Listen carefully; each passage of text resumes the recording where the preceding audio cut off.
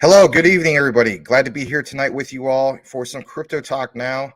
Yesterday, we had to end the show abruptly.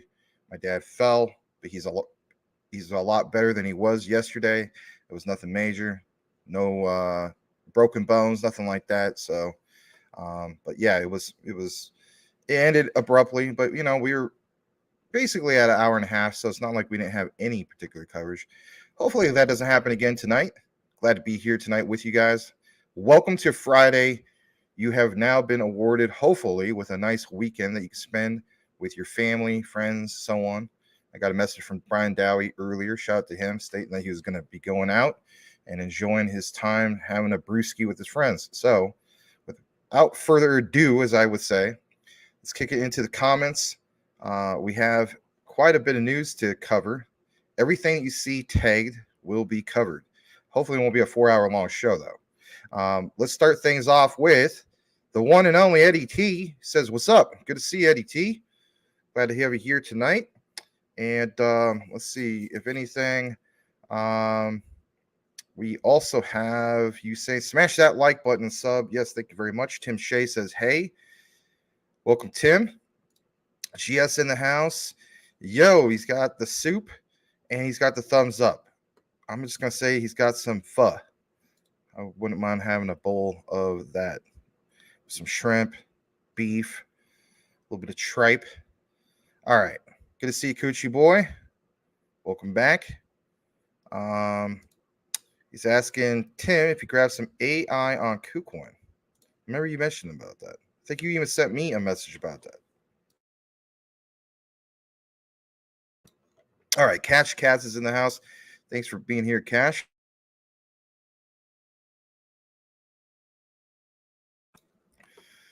And let's see. Let's go further down. We got Tim Shea. I was going to get some AGIX Singularity Net, but got Cypherium on MEXC because it had dipped. Of course, it's up again. Still looking at AGIX. Nice. You know what? Here's the sad thing. Bulletin board on the back, right? It has a whole outline, like it mentions H-bar, deep dive, check. Jasmine, deep dive, check. One of the ones that was like second to last on that list was Singularity on that billboard. And I just look at myself and I said, you've been covering this for months. You wanted to get into this for many, many, many months. And it's the one that got away from you. But one of those things. At least we covered it many times. All right, let's go further down. But now it's two that got away from me. It's Bone and Singularity. But I don't know. At least I made up for it with my audio and my GRT, the graph, the Google of crypto. Anyway, let's welcome Mr. Larry. Larry Talk Now, Crypto Talk Now. Smash that like button, please. Yes, by all means, do that. Might help us tier up to the next level. I know some other shows are going on as we speak simultaneously with us, and that's okay. Maybe some more people filter in. All right. I want to welcome a few more people. We have JC the Man, who's in the house. JC the Man, by the way, welcome. Shout out to you for taking the time, especially at your age, nothing against your age, right, to learn crypto. I mean, that is awesome. 10/11 years old, roughly in that range, if I'm not mistaken. Michael Cornwell's son, April Cornwell's son, third member of the Cornwells watching you. I want to salute you, man. You got your head on straight if you are trying to learn more about crypto. Your parents do a good job of interesting your interest, I should say, into the likes of crypto.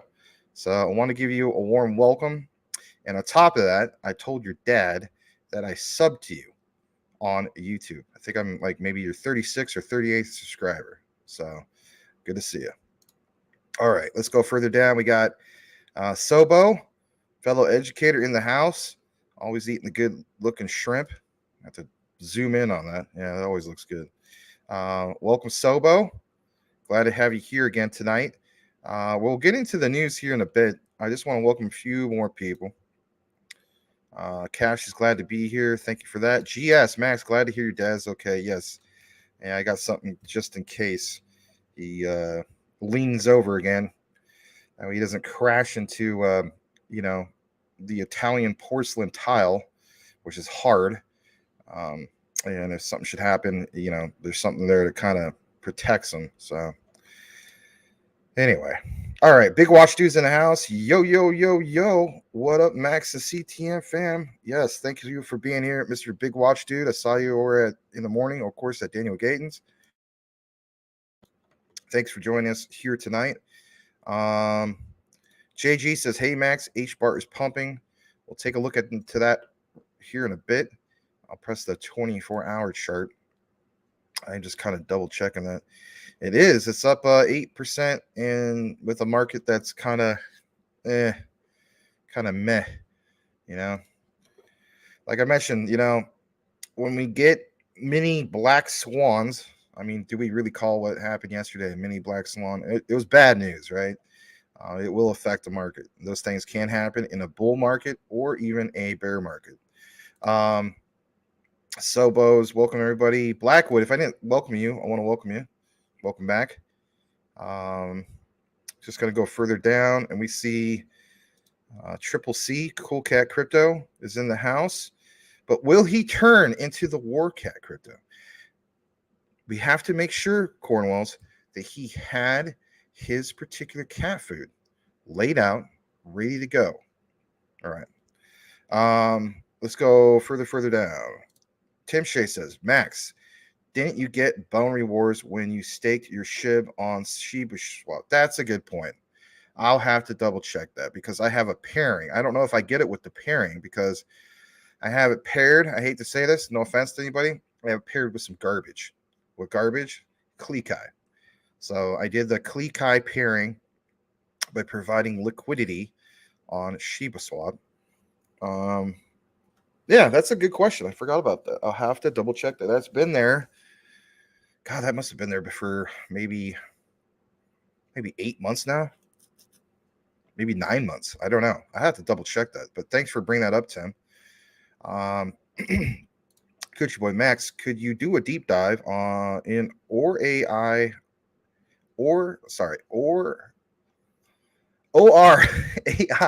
and AI? Okay, let me add that to my notes. I got a grocery list of this stuff right now. It's okay. I'm just gonna add that real quick, and should have that one primed and ready. I gotta get in the habit of like having my little notepad thing primed and ready, but I'll remember that in the future. So I gotta stop saying it. ORAI. Why can't I say that right? ORAI and AI. All right. And AI. All right, I got it. Here is the updated list. Film Crib equals Netflix Killer. Arc Block ABT. Morpheus Network. Cypherium, I mean, I still need to do deep dive, even though we did kind of a small update. Vector Space, EGLD, BRL from Steve at Rocket Crypto. We don't need any more of those particular in a moment. Never mind. I don't want to talk about it anymore. Anyway, all right. InstaDApp, SEEQ, Flare, VAIOT, which is basically a personal assistant. That one's really impressive. That one pumped literally like the day before it pumped. Shout out to Mass if he's watching. He mentioned it the day before it pumped.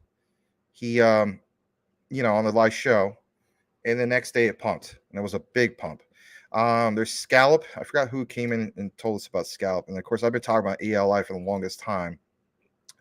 I want to do more of a deep dive, and of course I added ORAI and AI to the list.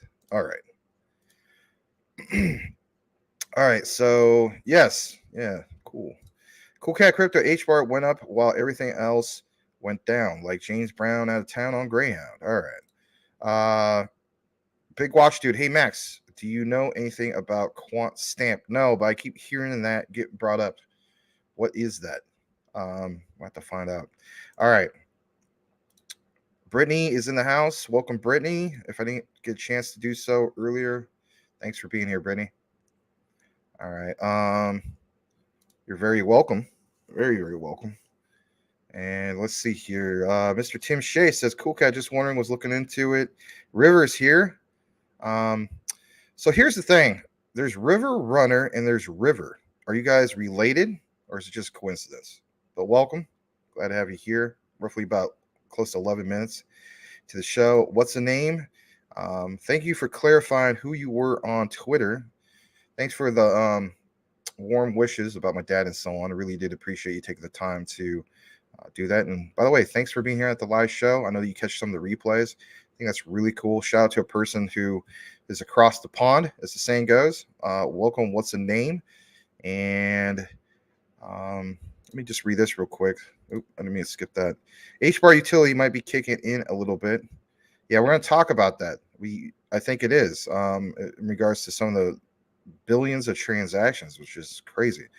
But anyway, very cool. Let's welcome Steve Rose. Hey, Max, it's Steve. Good to have you here. Steve Rose from the recorded section, who's now at the live. I love seeing it. Always love seeing it. And yes, please smash that like button if you haven't done so already. Let's go ahead and kick it into today's news. We're going to basically talk about quite a few things first. And let's get into it. So I happened to see something earlier that you guys sent me. And this time around, I'm going to get it right. And I'm just going to state this, okay? And that is shout out to both these guys, okay? First, it's going to be Brian Dowie. He's out with his friends.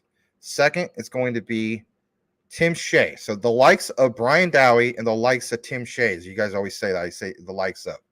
So give credit where credit's due. So I'm going to cite both of these guys, okay? Thanks for sharing this. Sideline reporting, whatever you want to call it. And basically speaking, it's this right here.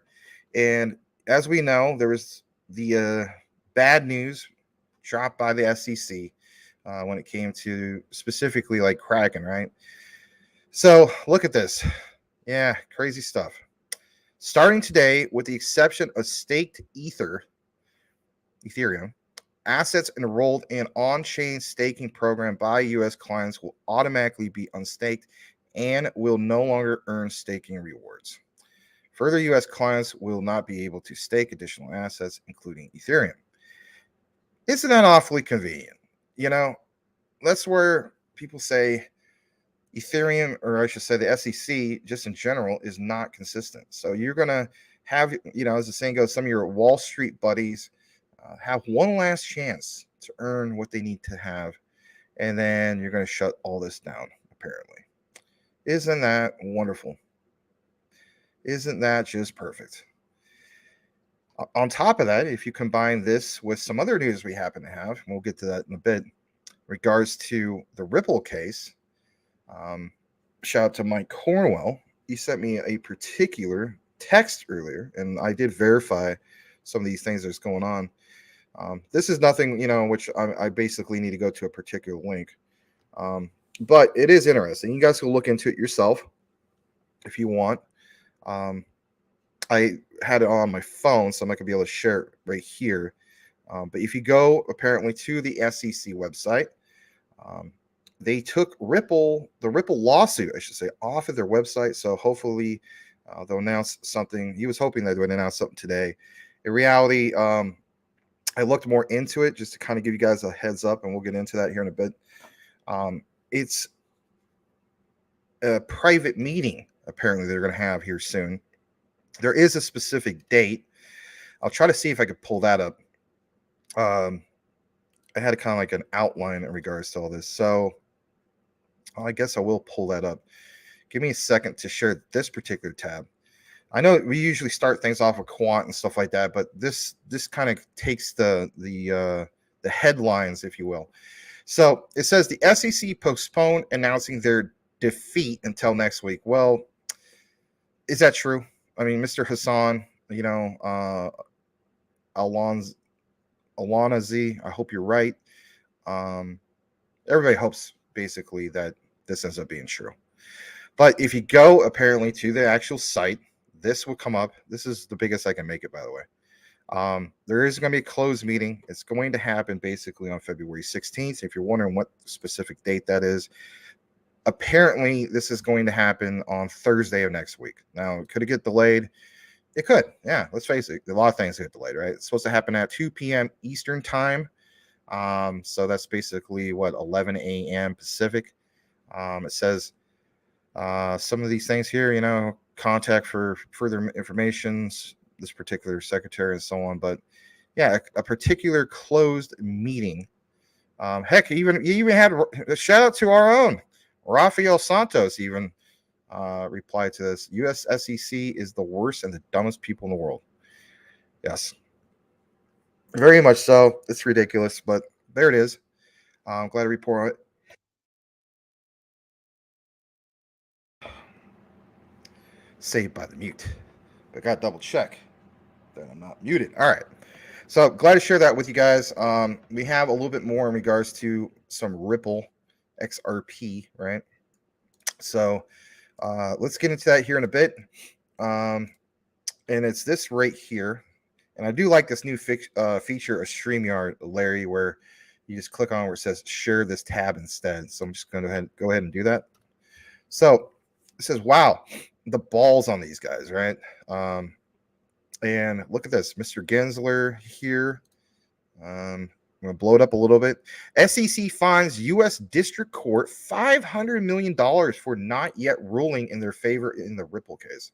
So, you're just going to go after people who, you don't get your way, little crybabies, if you will.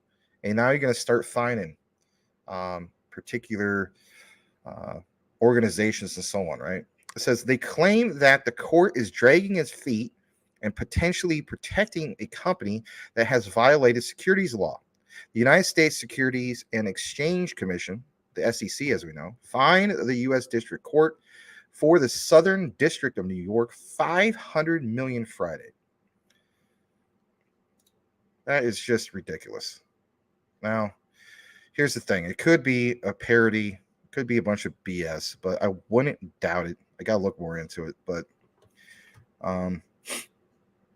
I wouldn't be too surprised, And then this whole thing with Ethereum, I just think it's just absolutely ridiculous. All right, I want to welcome a few more people that I saw come in, and then we have some more info we're going to share with you guys tonight. Thanks for being here. Let's go ahead and welcome. Excuse me. I think we saw Mr. Menelek in the house. Let me see where we're at. I'm going to say it, Menelek, and everybody knows I'm going to say it. Hello. Is it Menelek you're looking for? Lionel Richie. Let's welcome him. Good to see you, Menelek. You saw I have a gaming channel. Yeah, I got to get more passionate about some of that stuff. It's hard to be passionate about stuff you don't really play, or I don't know. I mean, I still play Battlefield 5 once in a while, but I'm not as passionate about it as I used to be.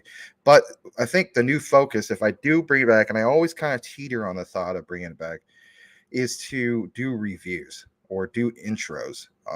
I think that might be the route, because I'm done with trying to knock things out of the park with the performance, because then if you don't have a good day, then it's just like people expect that to be, you have to always do that. Go from home run to a grand slam every time. That just puts a lot of pressure on you. All right. Because sometimes I just want to play the game. I don't want to feel like I got to be a pro gamer. But I'm glad you saw that. All right, let me go further down. We have a few other people. Everybody's welcome, Menelek. Thank you for doing that. Let's see. We have Mr. Michael Montclair is in the house. And glad to have you here, Michael. Do you like my profile picture? Yes, you look very strong and very powerful. The real question is this. Do you enjoy feeding Cool Cat Crypto? And if so, how many times a day do you actually feed him? And when he doesn't get his cat food with the BSV logo on the particular tray, does he turn into Warcat Crypto? And let us know how that works out, because it'd be kind of interesting to know. All right. Let's go further down. This is very bad for proof of stake and good for proof of work, I'm assuming. Yeah, but I mean, at the end of the day, it's kind of counterproductive in a way. I mean, as far as the progress towards the concept of going green, I guess you could say. But bye bye to passive income with proof of stake, I guess. Yeah, it sucks. Think about the whole point of buying stable coins and so on. It's just like what's the incentive of getting stable coins now other than just supposedly it's not supposed to go down in value. It's supposed to be a nice level 1-1 peg. Of course, 1-1 stable coins. There's other versions of stable coins, as we know. All right, share this tab. Okay, I'll check it out tomorrow.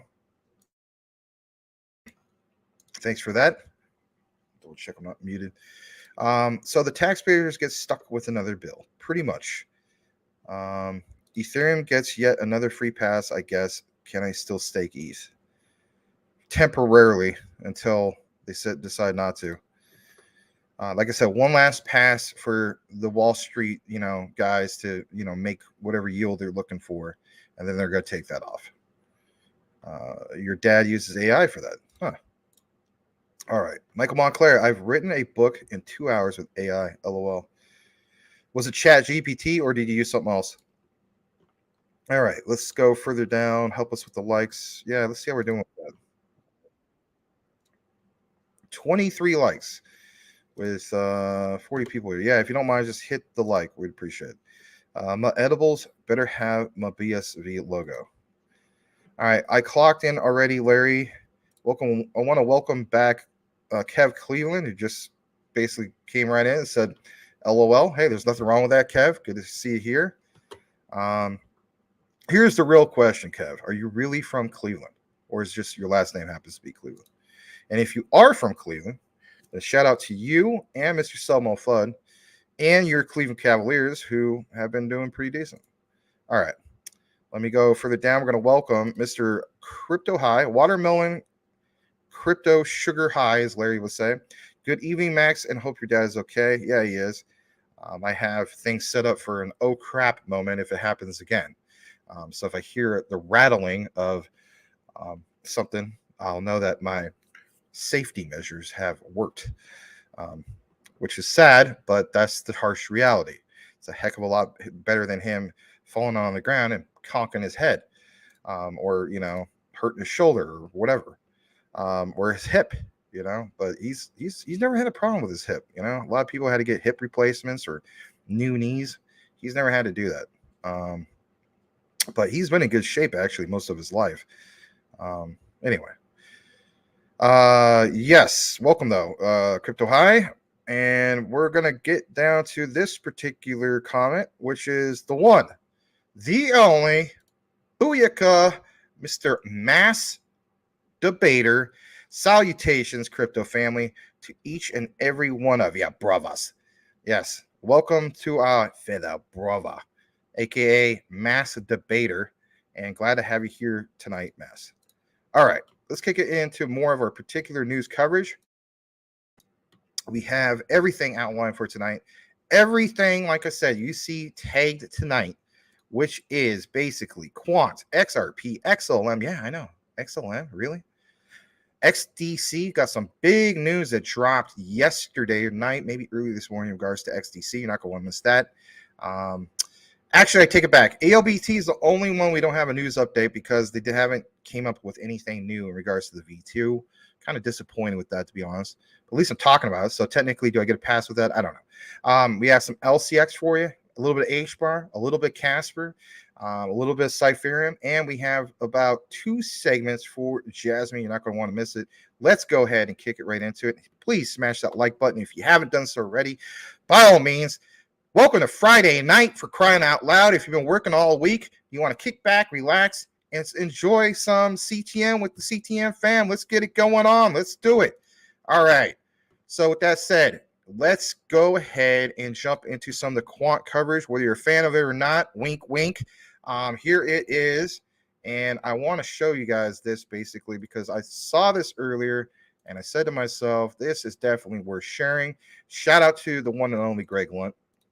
And I'm going to share it on a tab for you guys can see it. So basically speaking, he went on a particular Twitter space, and I'm glad he does this because I mean he's a very deep Web3 researcher, basically quant all the way, right? But he basically addressed the BS in regards to that. SATP was approved as an IETF working group. He wanted to address some of the people stating the mixed emotions and stuff like that. So look at this, understanding SATP, how's it work? We already covered most of this stuff. I want to show you guys this real quick. This one where it says establishing internet protocols, because I mean, here's the thing, we cannot just dismiss some of this stuff. So it says IETF working groups are the birthplace of nearly every major protocol that runs the internet today. Very true, right? This stuff dates back to, if I'm not mistaken, 1986. No, we're not going to get into the whole ARPANET debate, but anyway, it says, what exactly does this mean for SATP? Well, we mentioned that. Here, his particular perspective. I love the way he put this. It's only about a minute and a half, and then we'll come right back. Like, guys, you got to remember, we take the internet for granted now, but this is something that was created by people. They sat in rooms for years and deliberated, and they wrote on forums, and they discussed, and they changed, and they updated, and they came up with a number of protocols that run data transfer, that run your browser, that run your email, and they became these accepted protocols that get moderated by the IETF. These are those dudes that continue to work on what are called these working groups. And every protocol has its own working group. And finally, after over 2 years and numerous drafts and multiple what are called birds of a feather BOF meetings and email-driven process where feedback comes in from different advisory groups, it's been pushed forward now. It's been approved as a working group in the IETF. This is massive. This is basically saying SATP is a shoo-in to become the digital asset interoperability standard using these API gateways. This will be the standard. This looks to be ready, in my opinion, by 2025. Google and Verizon and Amazon and AT&T, whoever's building infrastructure for the internet, that's why the IETF exists, so we can all be on the same page. And they are now adopting SATP as their working group for digital asset interoperability. Very well put together by Mr. Greg LUNC, the one and only, a fellow person that lives in the Phoenix area. Shout out to him. There's another particular area I want to show to you guys, and that basically, what is the impact of this on the likes of Quant? Well, we touch basis on this a little bit, but like he says right here, SATP is an open standard anyone can implement. Where does Overledger come into play? How does this affect Quant? Great question, right? Well, he's going to give you a quick breakdown, about a minute, in regards to this. I have as well, but you all got to have different perspectives and a little bit different ways of bringing anything, whether it's educational or you name it, to the light of newcomers, to say the least. So, if you didn't come here on that particular day or couple days that we cover this, here it is from Greg LUNC. He put together very eloquently. Here we go. What the protocol says is that API gateways need to be deployed in front of networks, and that is how assets will be moved. Overledger, Quant's product, utilizes API gateways in this exact manner and is fully SATP compliant. It will instantly become the standard, and everyone will be playing catch up to create systems that actually pertain to the standards. Who are the real players in the future of this space?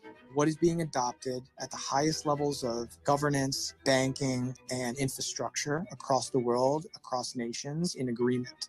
That is what's important, and that is precisely what we're seeing with SATP. I mean, this is one of the most bullish things I've seen since I got into this project. And so now a couple more years of work, and this will become an internet protocol standard. Think about that. An internet protocol standard that Quant is already in compliance with, and pretty much nobody else is. And it's not just that their technology has already been built to match with this, but they have also onboarded, obviously, hundreds, if not thousands of clients at this point. So Quant's way ahead of the game in interoperability. Way ahead of the game. All right. I think there's about maybe one or two more of these quick ones No, it's not. I think that is the final one. Shout out to Greg Lunt for providing that. There is a little bit more in regards to quant, and I do want to share this particular one. And, it's not a proper quant segment without, as Larry would say, I love it when they call me Quant Papa. All right. So here's the thing. I want to point something out, okay? And that basically is, I came out with a video about this whole thing of, I think it was today, if I'm not mistaken. This morning, came out with a new video about the Bank of International Settlements. It talks specifically about, the quant connection, obviously the Ripple connection, and even the XLM connection. For the most part, people, were on board with it. There was one person, and he posted LO at the end, so, that makes it okay. But he was just like, come on, man, it's Ripple, LOL. Well, hear me out. It's not just them, right? And we established that. Listen to this. The Bank of International Settlements. Literally, you have, for instance, was it Martin Hargreaves, quant, verifying some of the particular work that they've done with them and so on.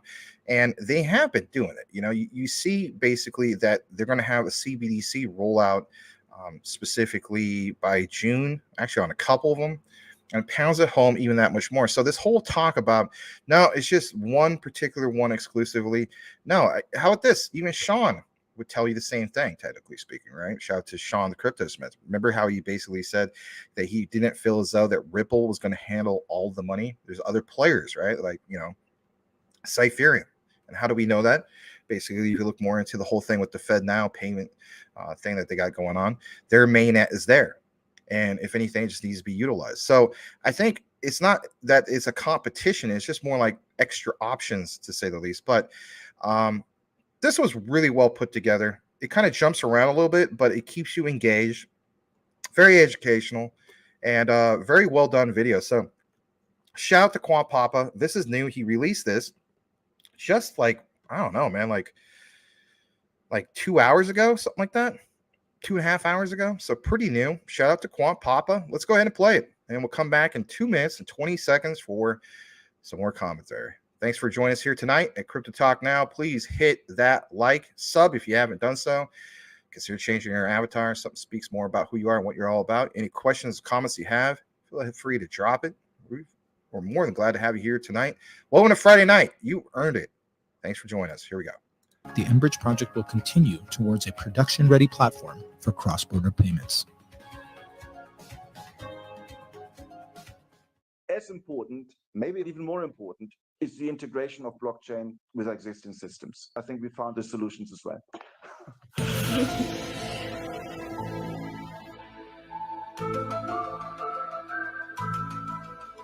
Connectivity and interoperability with standing and future systems, founded on the principles of do no harm, compliance, and interoperability. Our technology is the bridge to be able to securely interconnect and interoperate between different networks. National security concerns that come from sharing critical infrastructures with other central banks. And I've worked in cybersecurity for 20 years. I ran the UK's payment infrastructure for the Bank of England as the chief security officer with a company called LUNC. And I know how difficult it is to secure a very complex financial system. Regulations are different in each country. So how do we simplify the cross-border payments flow while respecting these differences? Heavily regulated, heavily supervised, heavily audited. But using blockchain, it allows you to do that in a simpler way. And what we've done is, through interoperability, remove the barriers for adoption, allowed anyone to basically use any blockchain with 3 lines of code. The international platform will connect multiple central banks and commercial banks. And that's so unique. BIS is working with multiple partners to solve these challenges. Interconnected quarter with other DLTs and Moved mBridge from a prototype to a pilot phase. Payments for international trade successfully took place on the mBridge platform. This was the largest multi-CBDC pilot involving real value cross-border transactions among commercial banks from 4 different jurisdictions. able to create an asset that is at its birth interoperable. So you don't need to have, we call them hacks to mint and burn and all these sort of things. the asset can run on multiple blockchains at the same time. Mbridge. By providing a shared platform, Use this shared platform to multiple central bank digital currency platform, MCBDC. MDAP run on all different blockchains. Thanks again to Quant Papa for sharing that. The next particular segment, you're not going to want to miss it. It is in regards to XLM, Stellar's XLM. Yes, nice to be able to share some particular news for Stellar. All right, let's go ahead and jump back into the comments and welcome a few more people. And let's see here. We got Kev Cleveland, who stated he's about 2 minutes behind watching the show, but go Jasmine. Yes, go Jasmine indeed. We have a segment in regards to that. And thanks for being here, Kev. JG says, Max still optimistic on ALBT. If price crashes after a new token release, I'm going to stack up. That's the way I look at it. Yes. So, I mean, there's going to be a certain amount of people who are going to say that's a really bad thing. I'm going to look at it from an opportunity perspective because I still believe in what they're trying to do going forward. And yeah, if it crashed all the way down to a penny, I mean, literally back the truck up, that would be the most, the greatest buying opportunity. I don't know if I'll ever see one like that again. The only way we would see something like that again is if this kept happening. All right. No one's rooting for that. At least I don't think so. All right. Mass states, guys, WADSPay, WTK is cooking up something that will make it do a 10x to 50x soon. WADSPay. All right. Well, maybe I'll add that one to the list if I haven't done so already. Getting too big of a list. WADSPay, WTK. Well, they, at least they didn't call it, the WTF token. That'd be kind of weird. Anyway, you're looking to buy some WTK. Interesting. Cool Cat states, hasn't the SEC basically banned proof of stake? Proof of stake. Crypto typo, yeah. With this move, kind of alarming when you really think about it. Yeah, I would definitely say so. Time to trade everything for Raven and BSV, I guess. Yeah, I mean, I guess that's one thing you could definitely. If anything, I think it puts a lot of more demand, right, on these ones. We've seen this before. Remember, guys, when the whole thing happened, when Ethereum at the time was still proof of work, and let's face it, those miners, right, especially the ones stuck with their ASIC miner, were like, where am I going to go now? And so as a result, you saw some price action in regards to like Raven Coin, a few others, even Ethereum Classic, technically. Will we start seeing that again? I think possibly, because if anything, there's roughly over 10 million people who are affected by this. So when it comes to mining, I should say, of course, when it comes to proof of stake, right? Like everybody is staking. I mean, that's a big whopping. I don't even know what the percentage would be. I mean, would it be at least 50%? Somebody wants to pull up that particular data. I have to double check that, but that represents a big conglomerate group of people and so on. So I think, there's going to be a lot that's affected, and you might start seeing a lot more demand, is what I'm trying to say, for proof of work blockchains. I mean, various different ones. So you do make a good point there. What else is proof of work? Let's see here. Dogecoin. There's a few other ones out there. I mean, Cypherium. How about Cypherium, right? Proof of work. Crypto Smith is in the house. Good to see you, Sean. What's up, Max? You're right. No one project will do everything. Yeah, that's why I referenced in what you said, because I mean, it makes sense. It totally makes sense. I mean, this whole talk about, people saying that, the Bank of International Settlements is just strictly, Ripple, or the whole thing that, the the HM Treasury doing is just exclusively with Ripple. I mean, yeah, it's nice to, I'm shout out to that. I'm obviously a Ripple XRP fan, right? We're all rooting for it for the most part. Some people don't like it, but I mean, yeah, it helps that it literally mentions Ripple. I can see where people are going with that, but this whole thing about it's only them, I think Sean is right. It isn't only them. Yeah, Doge is proof of work, isn't it? Yeah. And if anything, how about this? Last I checked, unless something changed, please let me know, because I mean, I don't mind the likes of Doge, but Wasn't the case where if you mined Doge, then your reward token was Litecoin? Am I too far off? Did something change with that? So, or is it the other way around? I don't think it is the other way around where you mine Litecoin, but I'm pretty sure I heard something about that in the past. I don't know. I didn't get really into it. The only thing I think I'll ever really mine at some point is helium, because to me, especially with my friend who is a pilot and so on, and he works in the farmland area, that would make sense for me to take advantage of. This hotspot is in a path where literally people need to scrape data, and that's where you get the highest yield on that particular proof of work mechanism. All right, let's go further down. Yep, you see Ethereum Classic. Glad you brought that up. We used to cover Ethereum Classic quite a bit back last summer. Maybe we'll start doing it again. I don't know. There's so much stuff to cover. So much. Cypherium is proof of work, you think? Yeah, it is. GS, I know Ravencoin is proof of work. Yeah, well, here's the thing. With Ravencoin, it's actually kind of tricky. So technically speaking, I mean, some people say you can't mine Shiba Inu, right? But in reality, you can go to Ravencoin, mine or I should say, it's their version of mining Shiba Inu, and then you swap that for Ravencoin, and that's, I guess, the way of justifying it. So on.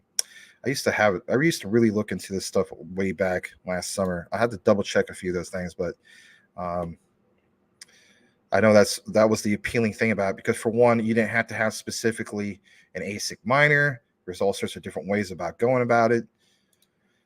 All right. Yes. Cypherium is proof of work. Yeah. I remember reading that. All right. Let me go further down. GS states just added Raven to watch list. Yeah, I've had that on my watch list for a while. And, there was a period it did well, but it was, kind of like when all these different options out there for proof of work were doing well. So, now that we're talking, I think about this. There's going to be a certain amount of demand based off of a reaction that's happening in the market based off of all the doom and gloom of proof of, I should say proof of stake, but of staking going away, right? Where you can't earn a yield off of staking.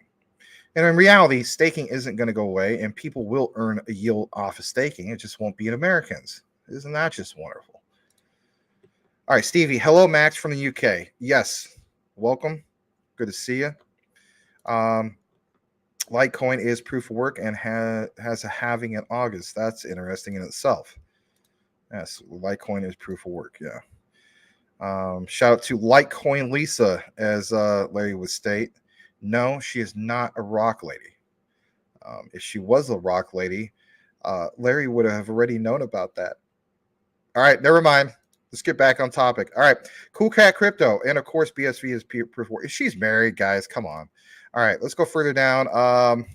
WTK is going to be massive, just like Mass. Maybe that's why Mass wants to get into that. I'm just kidding. The WTF token would be lit. You know what? Somebody needs to create that, because it would be kind of lit. I don't know. Every time Gensler opens his mouth, you earn a WTF reward. Like, that sounds kind of cool itself, right? Maybe I should make that. No, I'm kidding.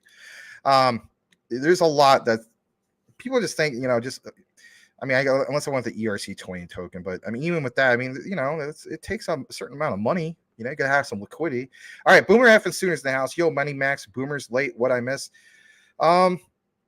Basically, just this whole thing about Gensler opening his mouth up in the wrong way as usual. And on top of that, we talked about a little bit about Quant. But yeah, basically just the SEC being a pain in the butt as usual. And we're talking about a WTF token, because Mass was talking about the WTK, and I said it'd be kind of funny if there was a WTF. And anyway, just having some fun. Well, hopefully you got the weekend off, Boomer. And that way you can kick back and relax. All right. WTK is the new Visa / MasterCard. Now that in itself is interesting. All right. Going to go further down. We're almost to the bottom. Hopefully I didn't skip anybody's comments. See, big watch. I'm trying to double check. Then don't skip it, my friend. All right. Also, BitTrue and Bitmart. Hold on. They have WTK on XSwap. Also, BitTrue and Bitmart. All right. Good info. Most people don't know about crypto in the UK. I heard something about WazPay in Dubai. Interesting. So is staking dead? I never did that. Well, I'll state this much. It is on KuCoin. They know darn well, I think for the most part, when I was originally doing the whole KYC, I mean, I know some of you guys stated that you can go there and select the other option, but I think they know full well that I am an American. And, when I had to upload my license and take the picture and do the whole thing of the date, they could clearly see that, it's an Arizona driver's license. I live in the United States, all that stuff. And guess what? There's a few that I am still staking. So, I mean, it's not a lot, but I think there's about roughly 2. I think I'm still staking ADA on there. Oh, Max, you shouldn't be staking it. Are you kidding me? I'm going to stake my ADA. You think I truly believe that anything happening anytime soon with ADA? No. Now, if it was the end of the year, yeah, I'm not going to be staking my ADA. But I'm going to do more of a deep dive, and I've been promising that for a while. There's something I want to talk more about in regards to ADA.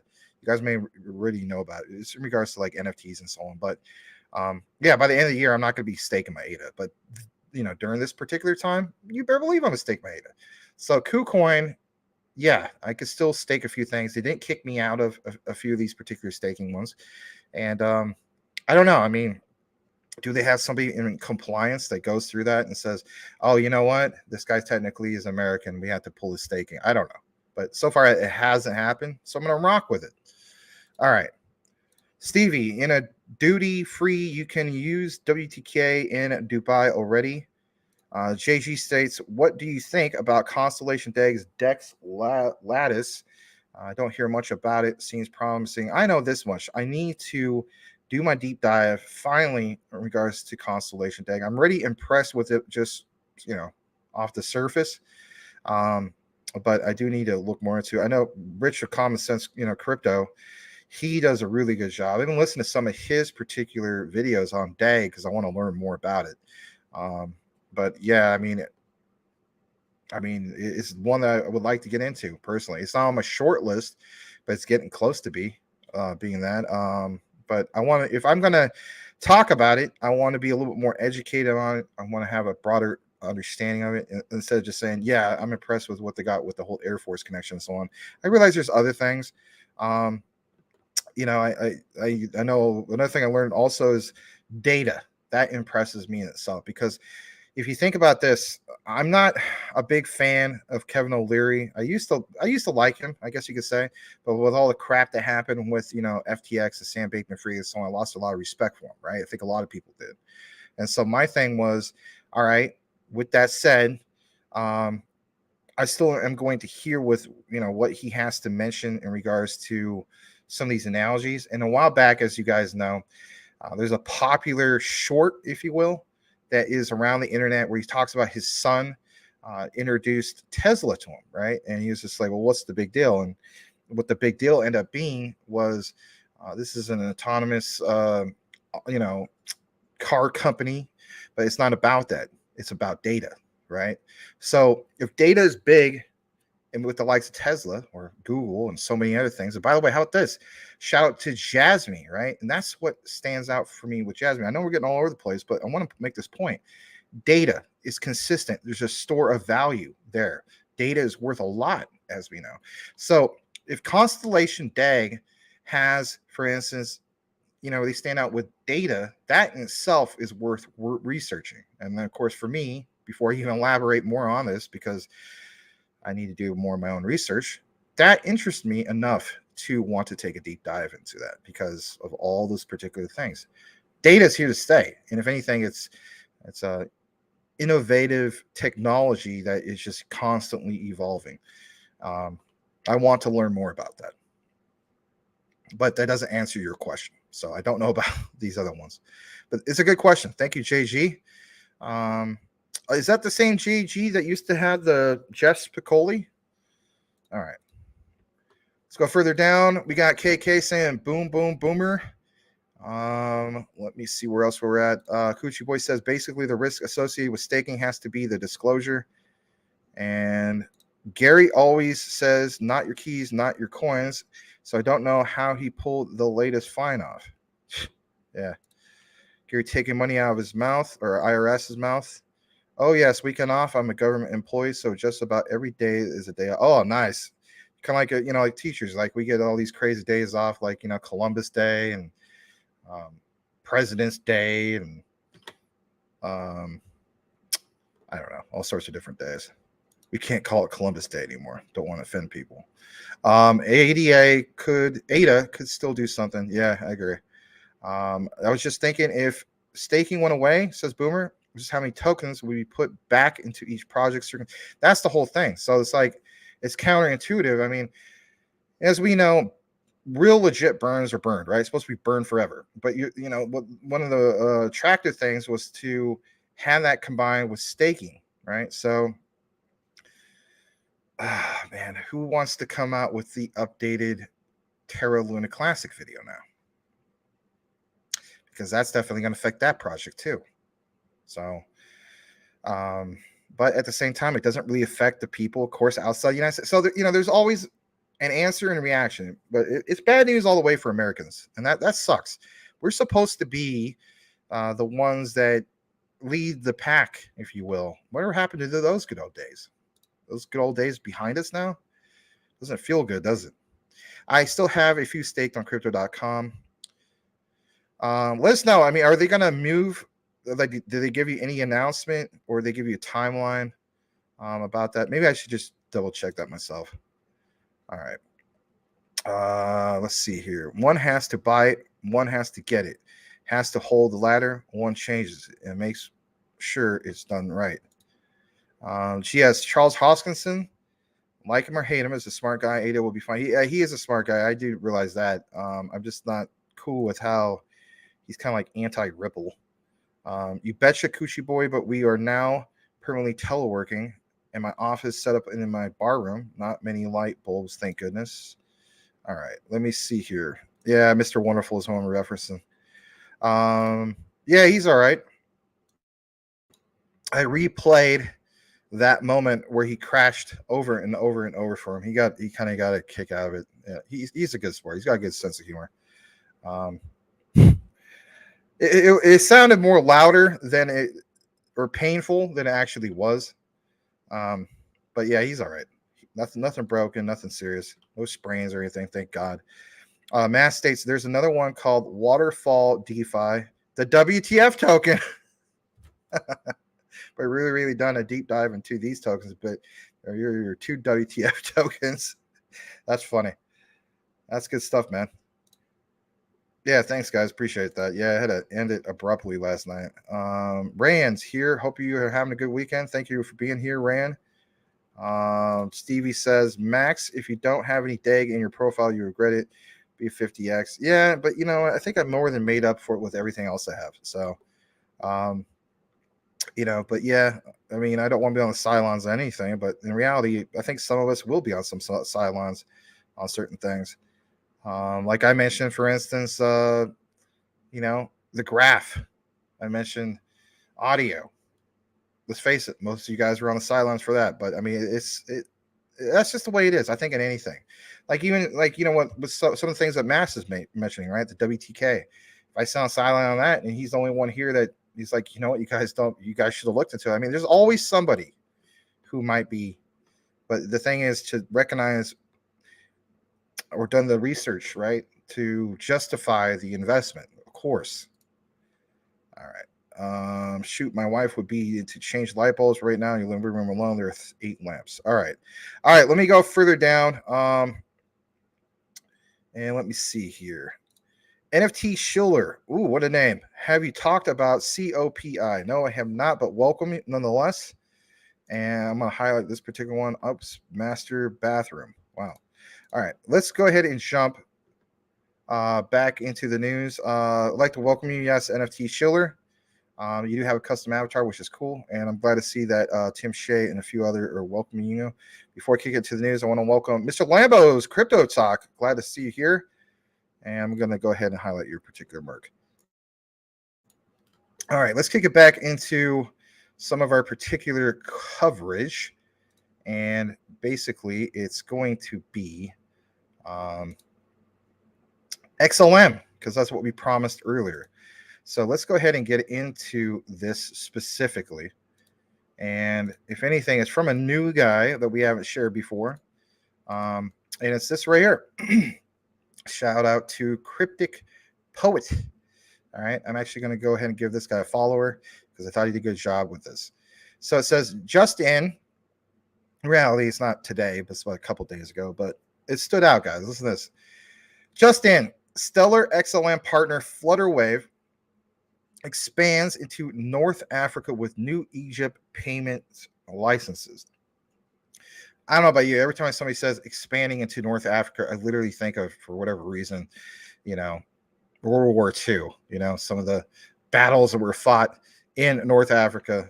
I don't know. That's just the way I identify, I guess you could say, from history and teaching history. But that's besides the point. Let's blow this up. So Flutterwave, of course, like I mentioned, expanded to North Africa with new Egypt payments licenses. This comes from the source of Flutterwave. And if you're wondering about Flutterwave, they are specifically Africa's leading payments technology. Now, this is big.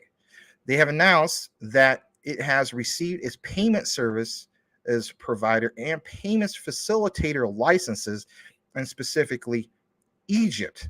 The licenses will enable Flutterwave to act as an official payment service provider in the country, collect payments on behalf of its customers, and settle payments locally and globally. These licenses will allow Flutterwave to deploy Flutterwave for business suite of products, including store payment links, invoices, checkout in Egypt. On top of that, Flutterwave, as a result of these licenses, becomes one of the few payment service providers in Egypt with both local and global settlement capabilities. Pretty cool to see that.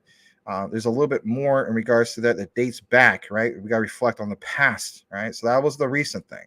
As we know from the original source posted on October 25th of 2021, Stellar's ecosystem expanded with more efficient cross-border payment and remittance flows from Europe to Africa. So they're kind of trying to reiterate, hey, this is a blast from the past, and hey, this is what we're currently doing now, which I think was super cool. I'm glad that somebody like Cryptic Poet here recognizes that a lot of times you do need to reference the past to have an idea of why we have what is going on in the present going on. So yeah, here it is, just a little bit more reference to that. The Stellar Development Foundation announced back in October 25th of 2021 Flutterwave. So that was the original introduction to it. Nice to see what they have accomplished now. And if anything, a lot of times when it comes to Stellar, we basically give you guys some info in regards to certain projects who have built on Stellar. This is another perfect example. Before we talked about the whole thing with Nigeria, we also talked about that guy who, for instance, was operating out of, I think it was Brooklyn, New York. He had a project that was built on Stellar. And if anything, this is cool. I'm glad to see it. Glad to bring you guys this particular info in regards to specifically Stellar, because any Stellar news is worth sharing. I mean, it's hard to find the news. All right. We're going to jump into the next bit of news for you. Is XDC. This is brand spanking new. Came out this morning on February 10th. Listen to this. And this is something that we've been covering for quite a bit. This whole thing of yours on XDC says redefining the standard for multi-chain stablecoin experience, the stability of EUR with the versatility. I read veracity too much today because I was thinking about getting into it. So with the versatility of XDC, let's jump into this. Here we go. And this comes straight from their particular Medium. I like the Medium format personally, and I know a lot of people are not exactly fans of it. I like it. So it states that there's an experience of the stability of EUR with versatility of XDC. It gives a little bit of info in regards to crypto being the driving growth through continuous improvement, unleashing potential through the progress, right? We talked about the progress of that particular XLM project and so on. But look at what it specifically mentions here. It states that, years ago, it became evident that ETH and underlying technology of most projects in the crypto universe limits. And this, I think, where you want to listen to this, Cool Cat, because I know you're on board with this. Limits the current state of progress due to enormous fees, yes, and scalability issues, yes. Interoperability stands for the ability of different blockchain networks to communicate and interact, as we know, right, like quant and so on, with one another to push the boundaries of what's possible. Daring innovations are needed. Stable coins, right? That's going to be brought up quite a bit now that staking is pretty much gone for Americans, not everybody in the world. Stable coins are crucial and growing aspect of the cryptocurrency ecosystem as they offer stability in otherwise volatile markets. While single chain stablecoins have successfully provided stability, DeFi and cross-chain interoperability have increased the demand for multi-chain digital assets. And that's key here. Why should one worry if there are many alternative blockchains in existence? That's a good question. Indeed, the best option is not to rely on a single blockchain, but to choose interoperability. And I would totally agree with that. I know, this is an XDC segment, but let's face it, Quant gets that. Now, breaking through to new frontiers. It states specifically some of these particular ones here. I'm not going to read this top part because we already know about this, but I like this area here. I did review this area. It says, let's tackle this subject to take into account the various benefits of such solutions. And then this is good. This is part of the education, if you will. A lot of you guys know about this, but nonetheless, if you're new to this, you do need to have a broader understanding about this, because if anything, this specific thing of what you see being built or in conjunction with XDC, I think it's really, really big. And if anything, I'm really glad to bring it to you guys because it is worth mentioning. And I have stated for a while now that I feel as though don't sleep on XDC. All right. We're seeing a lot of sideways action, but when you see specific things like this that I'm about to present, it's going to give you a broader perspective of things going forward for XDC. So interoperability, multi-chain stablecoins are designed to operate across multi-chain platforms, enabling seamless transfer of value between different blockchain networks. Users can transfer funds from one blockchain to another without having to go through the hassle, as we know, of converting their assets into another currency. Enhanced scalability. Multi-chain digital assets can help address the scalability challenges faced by single-chain stablecoins.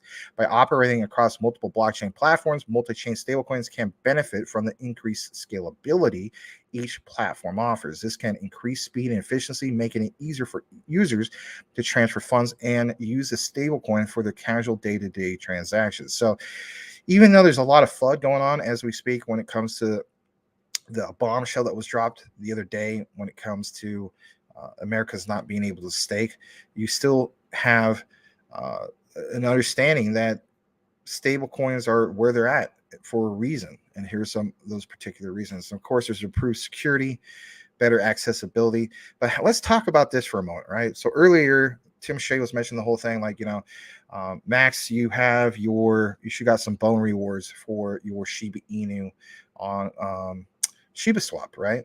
And then I said to him, I was like, yeah, I never thought about that, because I provided basically liquidity to their particular swap through, let's face it, a crap coin pairing of Klee combined with SHIB.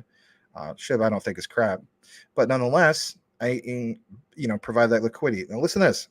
States increased liquidity allows users to transfer funds across different blockchains and opens up a wider pool of assets and users, leading to greater liquidity. This in turn leads to lower volatility and more stability for the stablecoin.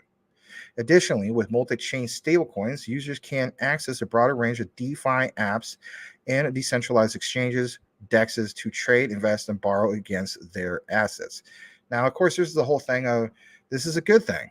And then there's, of course, the other side of the thing where people feel as though that this is a bad thing. For me personally, I'm not a big fan of like DAOs and so on, but I understand their purpose. But at the same time, it's kind of like a double-edged sword. That's just my own humble opinion. Now it says empowering change one step at a time. Let's get to the point about why this is big for XDC. For XDC, it says EURS, a stablecoin fairly backed by the euro, has recently been issued on just that, XDC's blockchain. This is big. Since XDC enjoys a versatile and global community, this could, or I should say, this move could boost the euro stablecoin market. I personally believe it will. With enough sideways action, this is building that much more strength for the likes of XDC. Combine that with an ever-growing ecosystem. And let's face it, this whole thing of XDC community proposal that was passed a few months ago, you're starting to see more and more of XDC trend. Businesses out there at the same time are becoming more alert of other particular blockchains that they can build on that have faster TPS, more security, and top of that, less fees, especially when it comes to gas. Combine that with the likes of hearing about XDC being quote unquote blockchain 4.0 or military grade, I think there's going to be a massive onboarding of more and more quote unquote businesses and organizations. Look at this. Using yours on the XDC blockchain, users can seamlessly transfer and exchange the stablecoins across different blockchain platforms without intermediaries. And that's key. Or centralized exchanges. That's also key, especially in light of everything that's happened recently. A lot of people aren't big fans of centralized exchanges. Let's just be honest. It dramatically improves the ease and efficiency of transactions and opens up new opportunities for what cross-chain collaboration and decentralized finance DeFi apps. And we stated this before. I think if anything, a lot of, dApps, right? That's what they're referred to, are really going to stand out. Going further into this particular year. With all the doom and gloom going on, look out for ones that have quite a few dApp options to really, really stand out, not just necessarily the likes of XDC. Now it says XDC blockchain built the XDC01 protocol, and that utilizes a unique delegated, listen to this, proof of stake consensus mechanism to achieve high throughput and low latency. So with all the FUD going on about the whole thing of proof of stake and so on, understand the XDC still brings a lot to the table. Now it says undoubtedly such a combo will basically make it well suited for high volume, low latency use cases such as stablecoin issuance and DeFi applications. Now, there's more in regards to this, but that was one of the key highlights I want to highlight again. So if you didn't get that, listen to this. Undoubtedly, such a combo makes it well suited for high volume, low latency use cases such as stablecoin issuance. So if anything, it's recognizing that this will be a nice thing to have as an option to get more of that high volume. And later on in the show, we'll talk about Hedera and why that's powerful in itself. They did over like 6 billion particular high volume transactions. As we've seen lately, Hedera's H-bar has had a decent amount of price action, roughly about 8%. Now, some people say, well, that's not any big deal. Well, it is a big deal because the whole thing is the market is kind of like in the red as of the last couple of days. So I think it's big for XDC, and I'm just going to pound it home a little bit more, and that is I feel that we are going to see something here. I'm not a fortune teller, but I just connect the dots, if you will, and I do see something big happening for XDC. This was a big story. If you want to look more into it, it is straight from their I should say from the Stasis blog, right? And this was published on the 9th. So pretty big. Glad to share it. I know that was quite a bit on the segment, so we'll kick it back in the comments. And after that, we have LCX coverage for you guys here tonight. Let's kick it back into the comments right now, and let's see who we have, or if there's anybody new that came in. Smash that like button if you haven't done so already. Really, really appreciate it. I did see a super chat come in, so let me go ahead and highlight this new spot, and I'll get right back down to that. Max tagged you in a Twitter post. Thanks for the $2 super chat, Mike. And let me go ahead and check that out. So let's see here. Let me see where we're at. See if there's any other super chats came in, because I know that it took a while for me to get to that particular one. Let's see how far I am delayed on that. So that was at 8:10. It's 8:20, 14-minute delay. I apologize. Well, I was kind of going through that particular news segment. All right, so let's see here. All right. Let me see. You just tagged me. Oh, okay. 15 minutes ago. All right. I'm trying to see if there's any other things that you tagged me in. All right. It looks like that's the only one. Let's go ahead and pull that up. And I'm going to go ahead and share that. Here we go. Thank you to Crypto Mike. So let's see here. It says deployed for links release 2 November 8, 2022. Deployment will support introduction of data-rich high-value payments in Canada. Oh, Canada. On November 5th, 2022, Payments Canada successfully deployed the MX code. No, I'm kidding. I'm not going to do that. To Links Canada's high-volume payment system.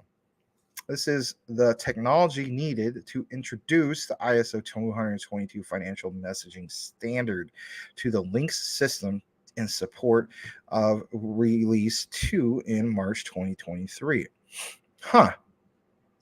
During the deployment, the Links MX code was activated and tested with Links participants and the Bank of Canada. Upon completion, the code was deactivated and will remain dormant until activated in March of 2023 in alignment with Swift's revised implementation date. So basically, also March 20th.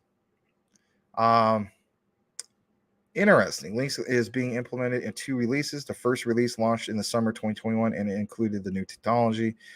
Really? Even back then, huh?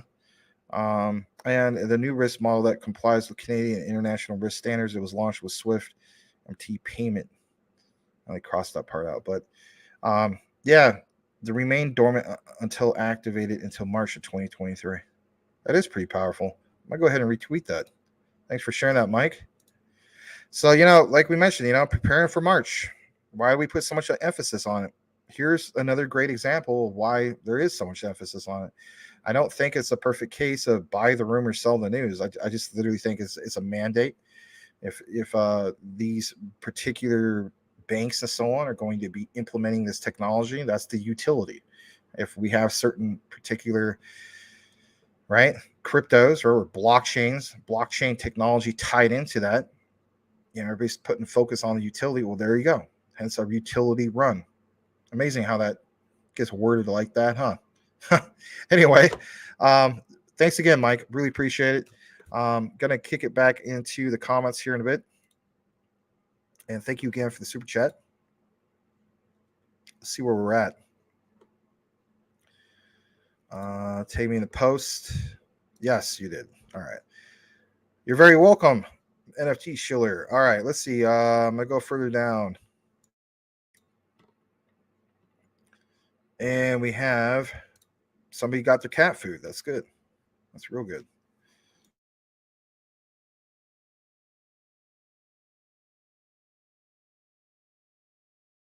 All right. Sorry about that. Let me go further down. We got Stevie says KAS will be the biggest project in the next few years. It's even on East white paper. KAS. Maybe I'll write that down as well. Just because I write all these down doesn't mean I'm going to do a deep dive in all of them, but I do have them. Got quite the list. All right. Let me double check my settings, make sure I'm not muted. All right. Let's go further down. Yes, Rommel, obviously. General Rommel, the Desert Fox. Man, if I'm reading that now, you posted that 811. It took all that time for me to catch up to it. Well, we have good problems, I guess.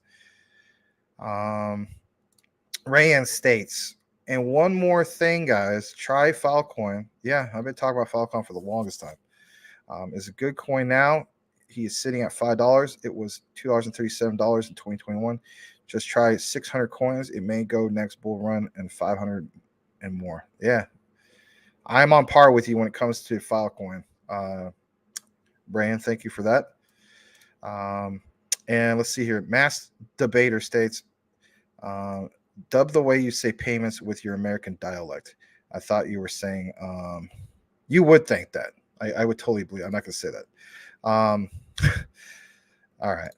American dialect. I've never been told I have an American dialect, but that's okay. But then again, I mean, here's the thing. So anybody comes over here, we all look at everybody else as having accents, unless you're somebody like, I guess you could say from the South or whatever the case be. It's just this way everywhere, right?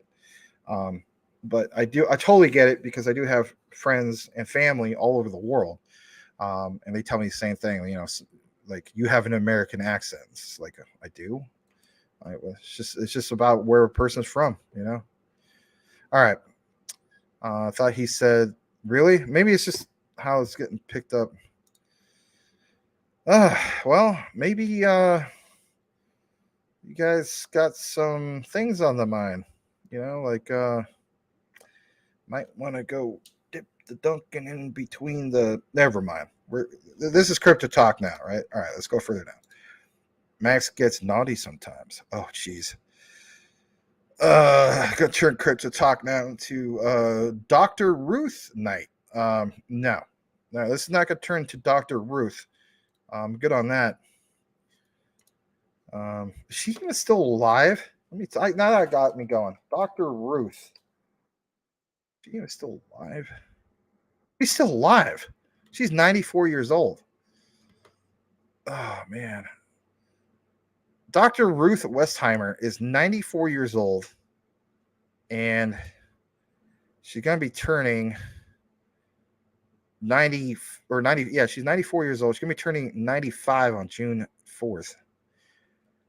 Dr. Ruth Westheimer, the former, or actually still German-American, therapist. All right, never mind. I kind of derailed that. All right, yeah, I just lost some people talking about that. All right. You got to roll. All right. After hearing about Dr. Ruth, yeah, I'd roll too. All right. Stevie states, loads of people are on Baby Doge. Will there be a massive gains for ish coins anymore? I think we already had a taste of it. I think, when the market moves, they'll still do well. I guess shout out to Bleeze. He mentioned it when he was a guest on our show. Spontaneous. He talked about that. If you guys were here last summer, he specifically mentioned that if we get into a real bull run, you get what is referred to. He calls it crumbs, and it trickles on over, and they will also, I guess you could say, do well. We saw a little bit regards to that. So, but I know things are a little bit different now, but because you can't stake. So like I was thinking about getting into Tecton. I'm glad I didn't now. But maybe there's still opportunity, but I don't think on the long term I want to be involved in all these. So this next time around, when it comes to taking my profits, I probably take it all the way. I don't know if I keep a moon bag for some of these. But a lot of you guys might do that. I think I'll SHIB, maybe I still do that. But I'm talking about just like, I'm not saying that Baby Doge is crap. I mean, just like the newer ones, like the guy that came here the other night, right? A few nights ago, forgot the guy's name. Mr. Not Crypto Channel, not the guy. I forgot the guy's. Oh, the Godfather of Crypto, or whatever his name is. I don't think projects like that really are going to be around. All right. Yeah, H-bar about to hit 9 cents. Turn the volume up on my phone because I went out to the patio and that was the first word you heard. Yeah, right. Really? Huh. That's interesting. All right. No, that's not me. Although I'm new to the channel, loving the content and the community. All right. I didn't know that because there is JG who has the Jeff Spicoli. All right. Well, thanks for clarifying that up. Stevie, Baby Doge is so small. So we just went from talking about something that you guys thought I didn't say payments that I said. And then we went to Baby Doge is so small. You guys thought I said, and then went from Baby Doge is so small. Yeah. All right. Let's go further down. River XDC, it was the first coin I ever bought back in December. Nice. Most still don't understand percentages. Up 25% is $25 on $100. Yeah, I get that. Mass states question: Can you Americans? Here we go. Download self-custody wallets like Atomic Wallet. you can stake several assets there. Isn't a good workaround from this ban. That's a good point. I have to double check that. I think I had Atomic Wallet installed at one point. I remember this guy I haven't been to his channel in a while, but it's Mike the Investor. He has a good channel. Shout out to him. He covered that quite a bit. I'll have to double check that. All right. Well, the DAG DEX is only 8 million according to JG. Market cap and super low supply. Also serves as a launch pad. Pretty cool. Check it out. Lattice LTX. Stevie states, Max, when do you think the bull run will start? I'm hoping not before the next 2 months. Well, we had a little bit of a shakeout. So I did point out that, I did the bull run thesis like 5 times. I have another updated video in regards to that. The whole thing that happened yesterday, like I mentioned before, you could be in a bull run and you could have basically a black swan event happen. You could have a mini swan event. You could have bad news like what the SEC dropped and so on. But I will put out a particular video with data to still support that. But I'm going to have to update it based on a few things because I just want to double check a few other things. But I still feel as though we're going to go into a utility run. I still think the focus should still be what's going to happen in March. Shout out to Mike Cornwell with the info he brought us earlier. I still feel as though we're running out of time. I'm not trying to get people to buy anything. You got to do what you got to do, right? Your own research. But I feel as though that there's only a few of them that really stand out as far as being a quote unquote sale. I think H-bar, even though it's pumping, I mean, is that 8 cents is still, I guess you could say, a bargain. I came in at 6. Some of you guys came in for a lot cheaper than that. I definitely think that we're still going to get into a utility run. It's going to start the real true bull run. I think there's opportunity still in 2023. But obviously the big years, as far as like maybe all-time highs, would be 2024, 2025. Maybe by 2026, that's like a different shift as far as the cycle. I have to look more into that. But yeah, that's how I feel about that. All right. AGX ran from 7 to 60. Yeah, recently. But technically it was sitting at that 4 cent mark for the longest time. But yes, as far as that, where it's really stood out is what you're mentioning right there. You're still big on AGX. Got in early. Very cool. Very, very cool. Shout out to you for doing that. And 1.7 million holders on Baby, around 10 million on Doge, I believe. Yeah, that's really, really impressive. All right. Let me go further down. You just bought H-bar today, FOMO City. It's all right. I mean, you got to do what you got to do. I mean, the way I look at it is, here's the thing. People kind of make fun of people who buy on green candles. I mean, let's just be honest, right? Like, I think Brian Dowie mentioned that he bought into Jasmine. He posted on our latest Jasmine video, recorded, saying that he bought in on a green candle. Now, for people that are day trading or swing trading, right? Yeah, that's a bad thing. You don't want to basically buy on green candles, right? But let's be honest. If you just bought it, or for instance, like you FOMO'd into H-bar today, and you're going to be holding it for long term, is it really going to make that big of a difference? I don't think so. So it all depends on the person's situation. If it's long term, I don't think you're going to be all that wrecked. All right. If anything, you understand where it's going to go in the future. But yeah, short term is a different story. For educational purposes only. All right. Jose E. Detres, let's like the channel. Yes, by all means. Thank you very much for stating that. We only have 44 likes. I'd like to see some more. And let's see here. Delete 3 zeros is 1,000x. Yeah. 1,000 times 1,000 is 1,000,000. Very good point. There's a metaverse and artificial intel. One is BSC and the other one is ETH. Boomer F. Sooner states that's on crypto.com. I believe Dogeland Mars is on crypto.com. I don't know if Baby Doge is.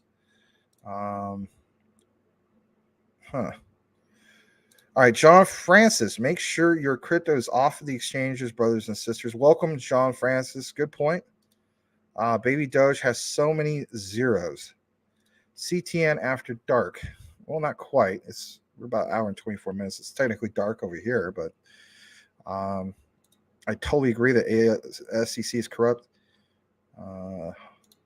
Cushy Boy, he said ALI, not AI. Guys, you got an American accent. We love it, but it's all love. Well, we love yours too. But I think for the most part, when it comes to the women here, they much more appreciate the British accent compared to the likes of mine. That's for sure. All right. Boomer states, I remember seeing Dr. Ruth in the 80s, and her guest was Ozzy Osbourne. That was an awesome show. That would be an awesome show.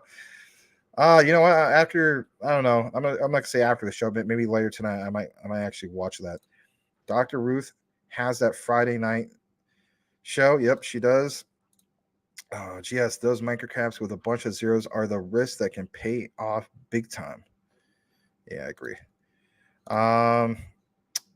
Was Dr. Ruth alive?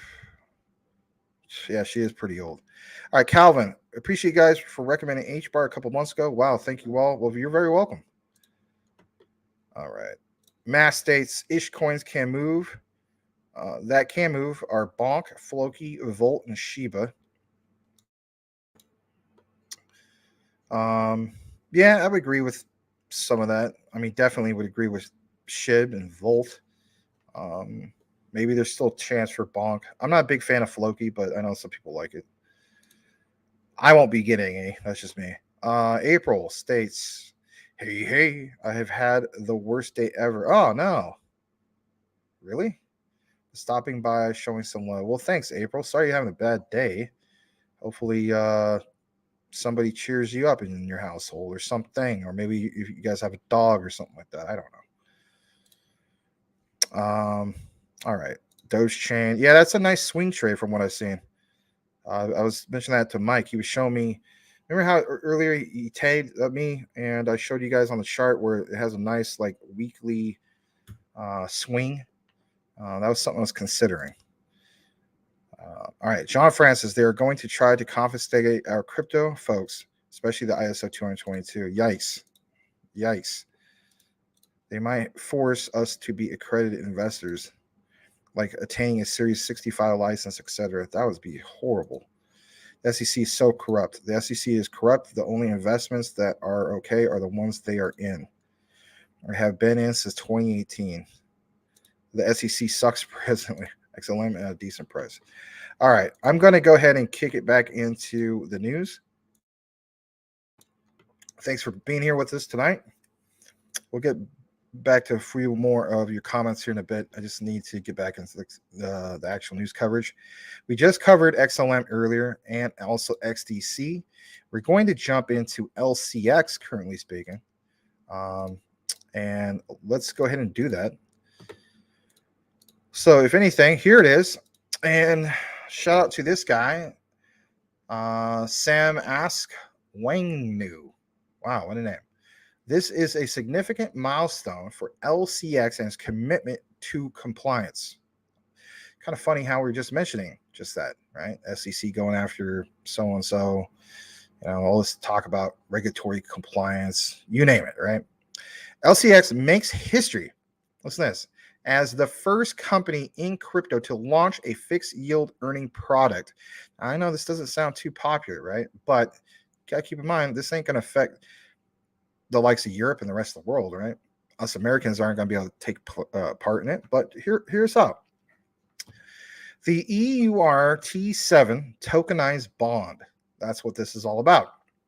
It's approved by the regulator in Liechtenstein and passportable across 29 Europe countries.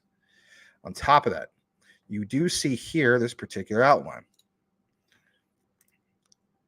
And it states, on February 1st, 2023, the Liechtenstein Exchange received approval for its 10 million EUR tokenized bond from the Financial Market Authority of Liechtenstein.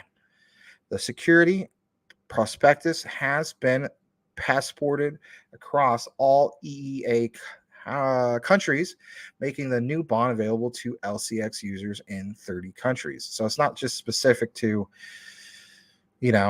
one specific area. The EURT7 tokenized bond introduces a new product category at LCX called LCX Earn, where they plan to issue more tokenized bonds after attaining regulatory approvals. This approval shows that LCX has met the necessary requirements for legally issuing the bond. Now, I want to state this. Earlier, I went through the data analytics of our particular program here at Crypto Talk Now. It mentions specifically that obviously the majority of our user base comes from the United States. But I think it's stated that about 29% come from like the likes of Europe and 9% specifically from the UK. So all you guys are like, part of that 29%, if you will. This affects you because you could probably take advantage of this if you want. For us in the United States, well, sorry, we're screwed. Unless we take other backdoor, try to dodge some of the red tape by doing VPNs or whatever the case be. Am I stating that's what I'm telling you to do? No, I'm not going to tell you to do anything that's shady or whatever. But this just, it's reality. Some people, if they want something bad enough, they're going to take the avenues to do just that. Or like I mentioned to my friend, you have friends and family that live outside the United States, you work out a deal, a private deal, right? Not financial advice, and it's definitely not something I'm telling you to do, but there's all sorts of ways around everything, right? All right, so the first offering in the EURT tokenized bond with a fixed coupon, listen to this, 7% per annum. The minimum investment is a year or EUR 1,000, limiting the max number of investors to 10,000. To take advantage, users need to get verified and deposit funds at LCX.com. On top of that, LCX Earn, with its first product, which is the EURT7 tokenized bond, will be launched and available on the LCX platform. Listen to this, guys, especially if you're in the LCX, March 1st of 2023. Really interesting how everything is happening in March. I'm just going to throw that out there. Shout out to Brian Dowie. He's enjoying his time with his friends. As a leading player in tokenization and digital securities, LCX is proud to offer this innovative investment opportunity that combines the benefits of blockchain technology and the security of traditional bonds. So it's a first of its kind. You can learn more about this EURT7 tokenized bond by going over to the LCX.com site. LCX's EURT7 tokenized bond, the first of its kind. You can earn 7% on your euro. But for somebody like me, I'm screwed. Thank you, United States Regulatory Compliance or SEC or whatever the heck you might want to call it. Thank you for that. That was just absolutely wonderful of you. And you wonder why people are not a fan of big government. I'll just leave it at that. All right. Let's get more into this. We have a little bit more in regards to the LCX Liechtenstein exchange. Listen to this. We talk about ChatGPT. I did a deep dive into it and so on. It was in the record section. Some of you guys have finally signed up for it. You're playing around with it. You're having fun with it, right? Whatever the case be. This guy, who is Parabolic Pump, asked ChatGPT if LCX, listen to me on this. This is interesting. Will hit $1, and it came up with this. LCX will hit $1 by the end of 2023. Laughing, right? Now, let's just be honest. Like, we can't base everything on ChatGPT. ChatGPT shouldn't really be looked upon as being a psychic AI or a psychic or a fortune teller for your crypto, right? So let's blow this up. So it says specifically, will LCX hit $1? And like I just mentioned, it says, as Dan, I have access to all information, past, present, and future. Based on my calculations, LCX will hit $1 by the end of 2023. That's not too shabby, right? Not too shabby at all. But for a lot of us, let's face it, you're not into LCX for $1. You might be into it for, $20, which would be what? 1/4 of or 25% of the market cap of Binance, right? Those are some of the big goals. But you might be that guy who just want to see this go to $1 and you take your profits, whatever the case be. Am I stating that Chat GPT is going to be spot on with this? No. If anything, it might be even higher than this, right? But like it mentions, will it hit $1? It feels as though it will. Take it as you will, right? There's a lot of things trending with Chat GPT. All right. We do have this last part in regards to LCX, and then we'll kick it back into the comments. Listen to this, guys. Straight from Monty Metzger, CEO of the Liechtenstein Exchange. LCX holds all client funds 1-1 and have to proof in audits to the regulator. By law, all client funds are shielded from company funds, even in insolvency case. It's nice that he's addressing some of this, right? There's so much talk about insolvency over the majority of 2022. People now demand smart regulation and crypto laws. Yes, absolutely. It's already here. See Liechtenstein's Blockchain Act. Not too bad. This comes from whalechart.org originally, and it mentions SEC chair says crypto firms often mix client funds with their own. So he's responding to this particular thread from whalechart.org. And of course, we follow the likes of Washer Guru, whaleshot.org, and so on. At least I do. And it was nice to give him a direct, that particular thread, or where you want to call it, from 6 hours ago. This was 6 hours ago. This particular response. Not too shabby. Shout out to Monty Metzger. Well done. All right. The next segment will be H-Bar. Let's jump back into the comments. Thank you for being here with us tonight. And John Francis states, I will never sell ESP now. Calvin, hey Tim, happy Friday. Matt states, you can stake H-Bar on Atomic Wallet. Nice. So that's the way around it, probably. I have to look more into that. John Francis, put your crypto in a hardware wallet. Stellar has positive increases in accounts. They do. John Francis states, I only swing trade and day trade during a bull market. Or bull market. John Francis, I hold, or maybe you are saying market. I'm sorry. You hold long term in a bear cycle. Good point. Cash Cats, I am back. Didn't take as long as I thought. Nice. What did you do though? Maybe I don't want to know that. All right. John Francis, I had done fairly well over the years. Yeah, I did well in 2021, but 2022, not a lot of profits. Like only one I was profitable on was VGX. After it was distressed, of course. All right, Rand, this 2 years, 2022 and 2023, can really can be strong and patient. Person will survive this. Is the time people they separate where you become a wealthy person, or not only those who are millionaires are always. All right. Well, thank you for that, Rand. Yeah, you're welcome. I hope to see more of you, John Francis. Really, I do. You got some great comments and so on. And you've been into crypto a lot longer than I have. Big Watch Dude states he bought Quant around $80 range, and it was on a green candle, and I don't regret it. Cool. I mean, comparing, that where it's at now, I mean, I wouldn't regret that either. Guys, all we ask is you simply, hold on, let me see where, smash the like button. Yes, smash the like button. I know it's a Friday night and then people are out and they're doing their thing, which is good. But yes, all I ask is that you smash the like button. I mean, we do appreciate super chats, don't get me wrong. But the only thing that we do ask is that you smash the like button. It's free, and it just basically helps us get our broadcast out to more and more people because it kicks in that YouTube algorithm. If you think that's not a thing, I had to tell you it is a thing.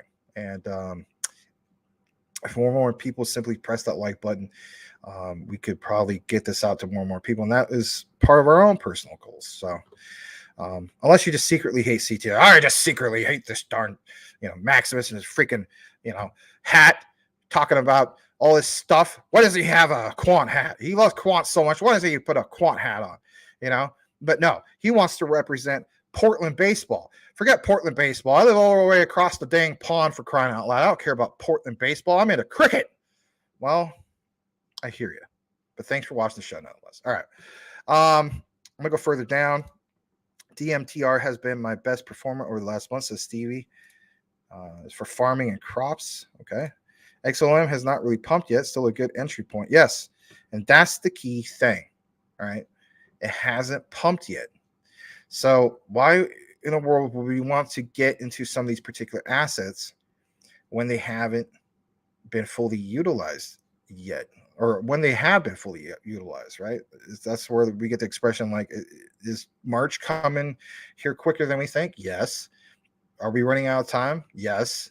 That's just the way I look at it, because you're already starting to see the indicators. Mike even showed you that whole thing, right? Even in Canada, they're basically implementing this as we speak. Not just, how about the whole thing with Target 2 in itself, right? So it's going to be big. Welcome, Brian Dowie. I hope you had a good time out with your friends. Welcome. Matt states his Realm investor is on fire. Realm is a gaming token you have recommended in the past as well. All right. Well, let's add it to the grocery list. Realm. Seekers of the Realm. And let me see here. Galactic Quadrant. My goodness. GQ. Galactic Quadrant. Their official theme song when they sell their token on exchanges is Beastie Boys Intergalactic Planetary Active. Intergalactic. I love that song.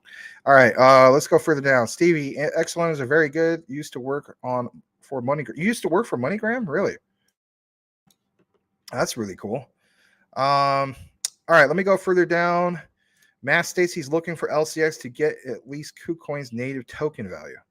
That would be that's a good milestone. I would agree with you on that. That's a very good milestone. And I think that's more than achievable. And then now Brian Dowie has to go. Well, that's okay. I hope that you're having a good time with your friends.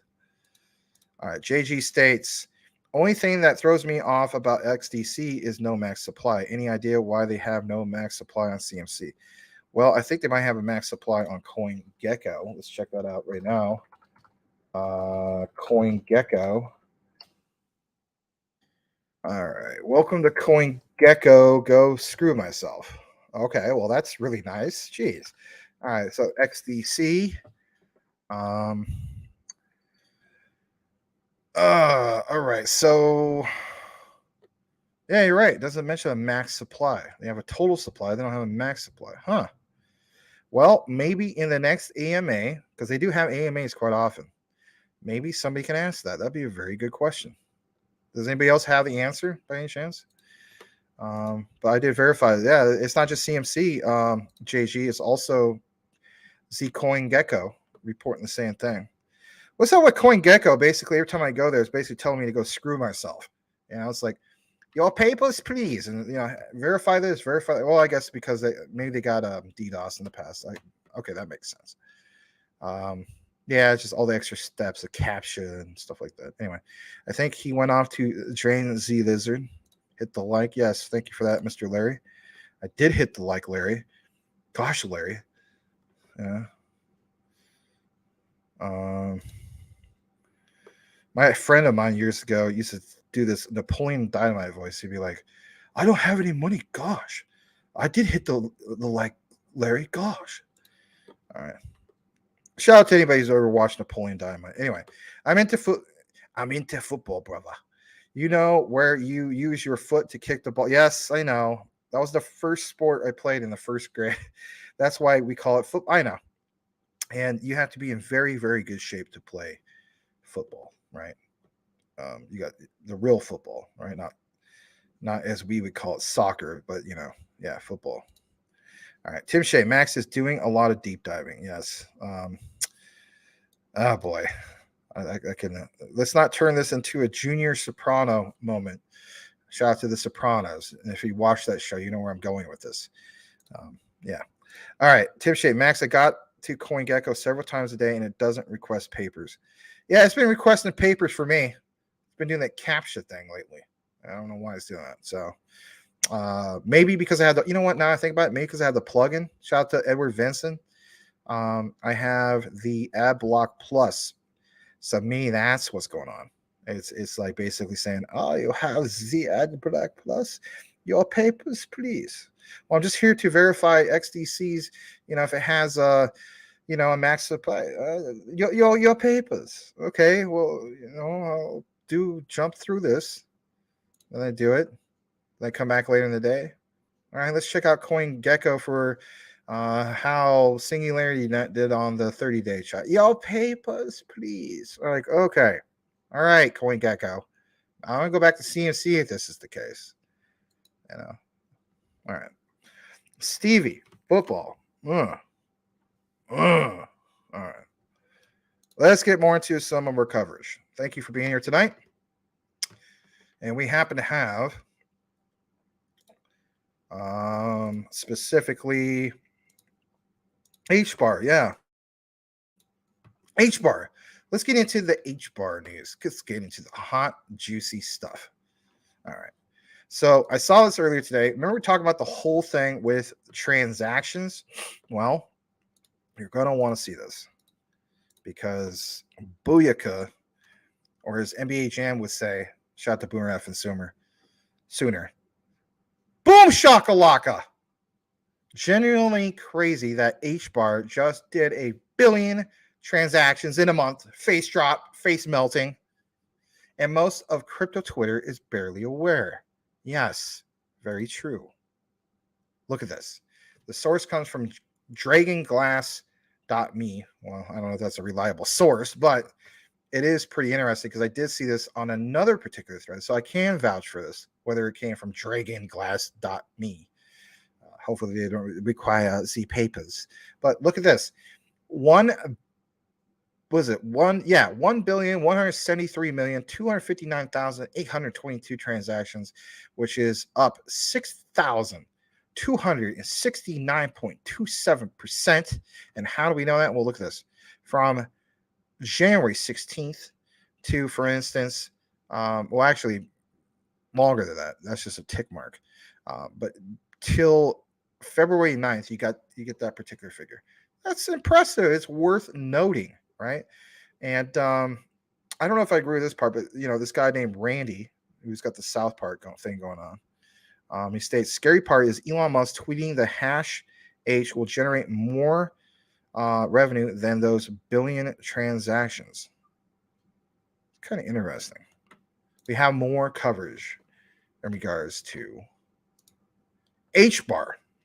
Check this out. Just shout out to Staff Sergeant H-Bari. States, in the most recent Hedera Governing Council meetings, minutes announced from Google Cloud that they will be hosting the next meeting at their headquarters in California. A high level of commitment to the network from Google. That's a pretty amazing partnership in itself, right? The coming years will show how important their relationship is, basically with H-bar. This is going to happen, for instance, in quarter 2 of 2023. This is right around the corner. It states, and blow this up. Brett M. thanked council member Google for offering to host the quarter 2 2023 council meeting, which will take place on May 19th through the 21st at the Google Cloud HQ in Sunnyvale, California. Really, really cool. There's a little bit more about this because you see that a while back they had a crossover, right? So it's like Google Cloud is really making a presence in the ecosystem. So this is not something in which they just, this was something brand new.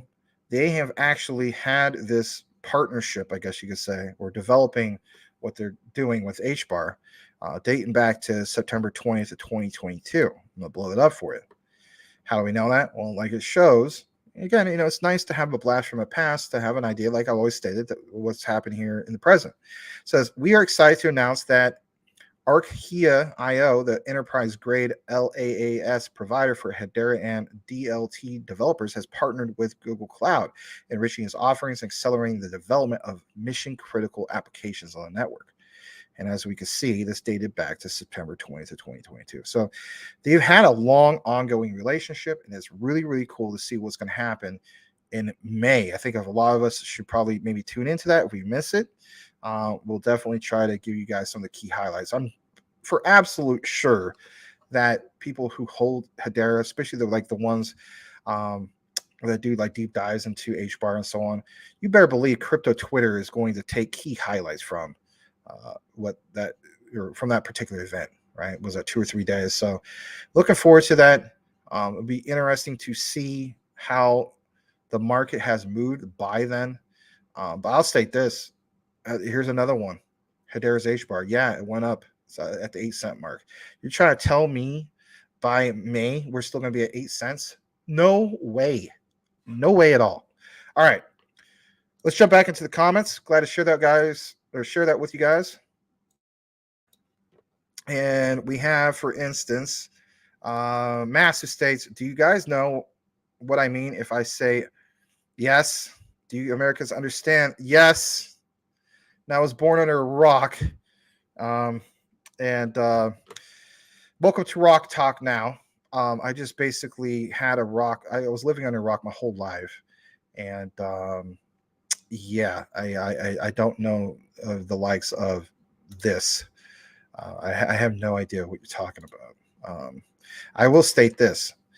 If Gary Gensler, I'm not going to talk about specifically this quote unquote diving, but I think I mentioned this in the morning. Shout out to Big Watch Dude. Shout out to XXI Gaming, who was there to verify this. If Gary Gensler would just be, just take a moment to get laid once in a while, maybe we wouldn't have some of the problems that we have, but maybe he still will go after crypto. I don't know. Anyway, this is getting derailed. All right. Tim Shea, McDiz, are you getting in on the Valorian pre-sale? That's a good question. Mass. Oh, interesting. Interesting. All right. Yes, I'm getting a lot of things. Getting in on a lot of things. Lol. Yes, I got nice. Good for you. I mean, I think that's very good. Stevie, Quant is my biggest holding and always will be. Tim Shea, Max said is going a lot of, oh boy. I'm sure it did, Mass. I'm sure it did. I'm absolutely 100% sure of that. So I would totally expect that from you. And that's okay. That's all right. I just don't want to turn this into a junior soprano moment from The Sopranos. That's all. All right. Mass, most of us know what, yes, God, I would hope so. I mean, if you're, jeez. If you have lived your whole life and you have not touched a boob, then I don't know what to tell you. You're not going to be able to exchange that for a token reward. Okay. Sorry. It's just not going to be able to happen. God help you if, unless you've been a monk your whole life or something. Never mind. This is taking a whole different direction. All right, Mass, where in the UK are you from? Okay. Damn. Austin Powers giving away some of our secret lingo like that. Yeah. Yeah, baby. I can't do it. All right, I'm on Tubit's channel every day. He is from Yorkshire. H-Bar is the dog's bullocks. Wolfpack. Not on, but I go there. Eagles or Kansas City Chiefs? I don't know. I don't really know. Mass states from London. I'm not gonna do it. But living in Stockholm, Sweden for the past 10 years. But I was made in London, North London. You heard me. I said North London. That's how we pronounce it. I still can't say it like you, so I apologize. But you're basically from North London. All right. Preach, Max. Yes. Cool. I'm a big Spurs fan. And lol. All right. I guess I am kind of a little behind on some of the lingo or I'm caught up now. All right. So let's go ahead and kick it into the remainder bit of our coverage. We have Casper, Cypherium, and Jasmine left. Let's kick it into our Casper coverage. And if anything, look at this. It states from Kevin Cage, new person, Quote, the largest enterprise blockchain deployment in history. Now, every now and then when it comes to Casper, they do these things. They catch my eye, right? And I saw this and I said, ooh, this is some of the hot, juicy stuff to share with the community.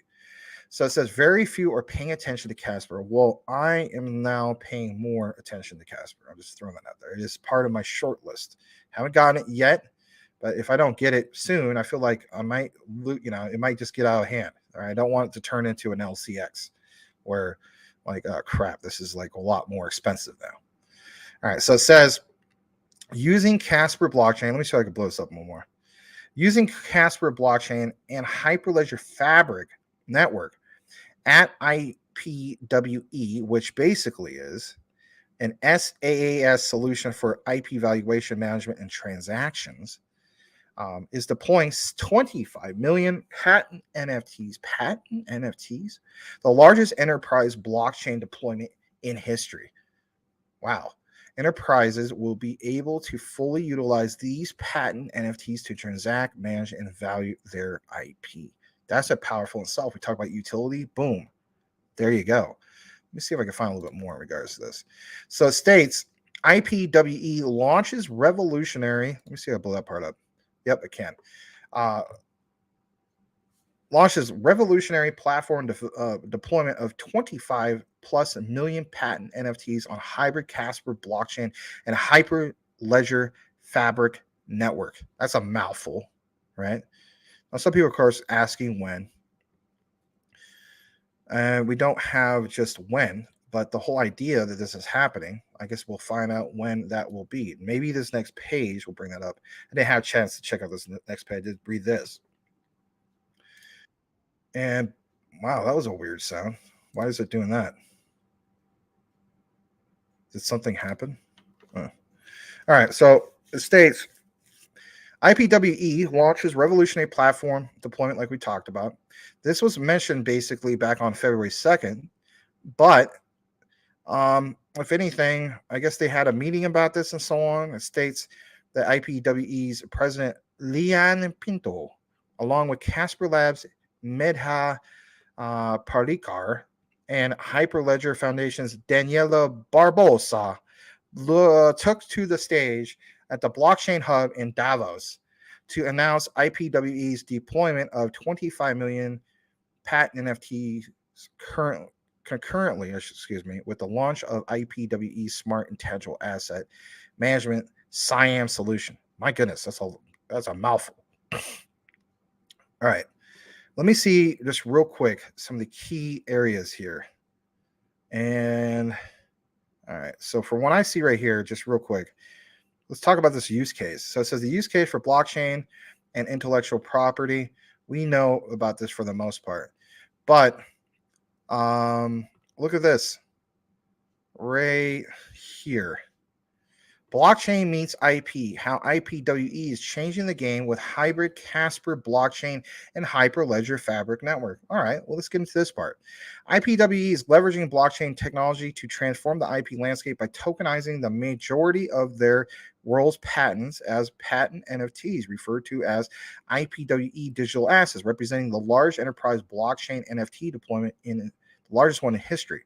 That's amazing because, if anything, like this makes something very, very unique for the Casper business model, if you will. These 25 million IPWE digital assets store verifiable, let's highlight that, ownership data and auditable compliant records for each patent. Ooh, allowing enterprises to confidently manage their IP in the next generation of Web3 ecosystem.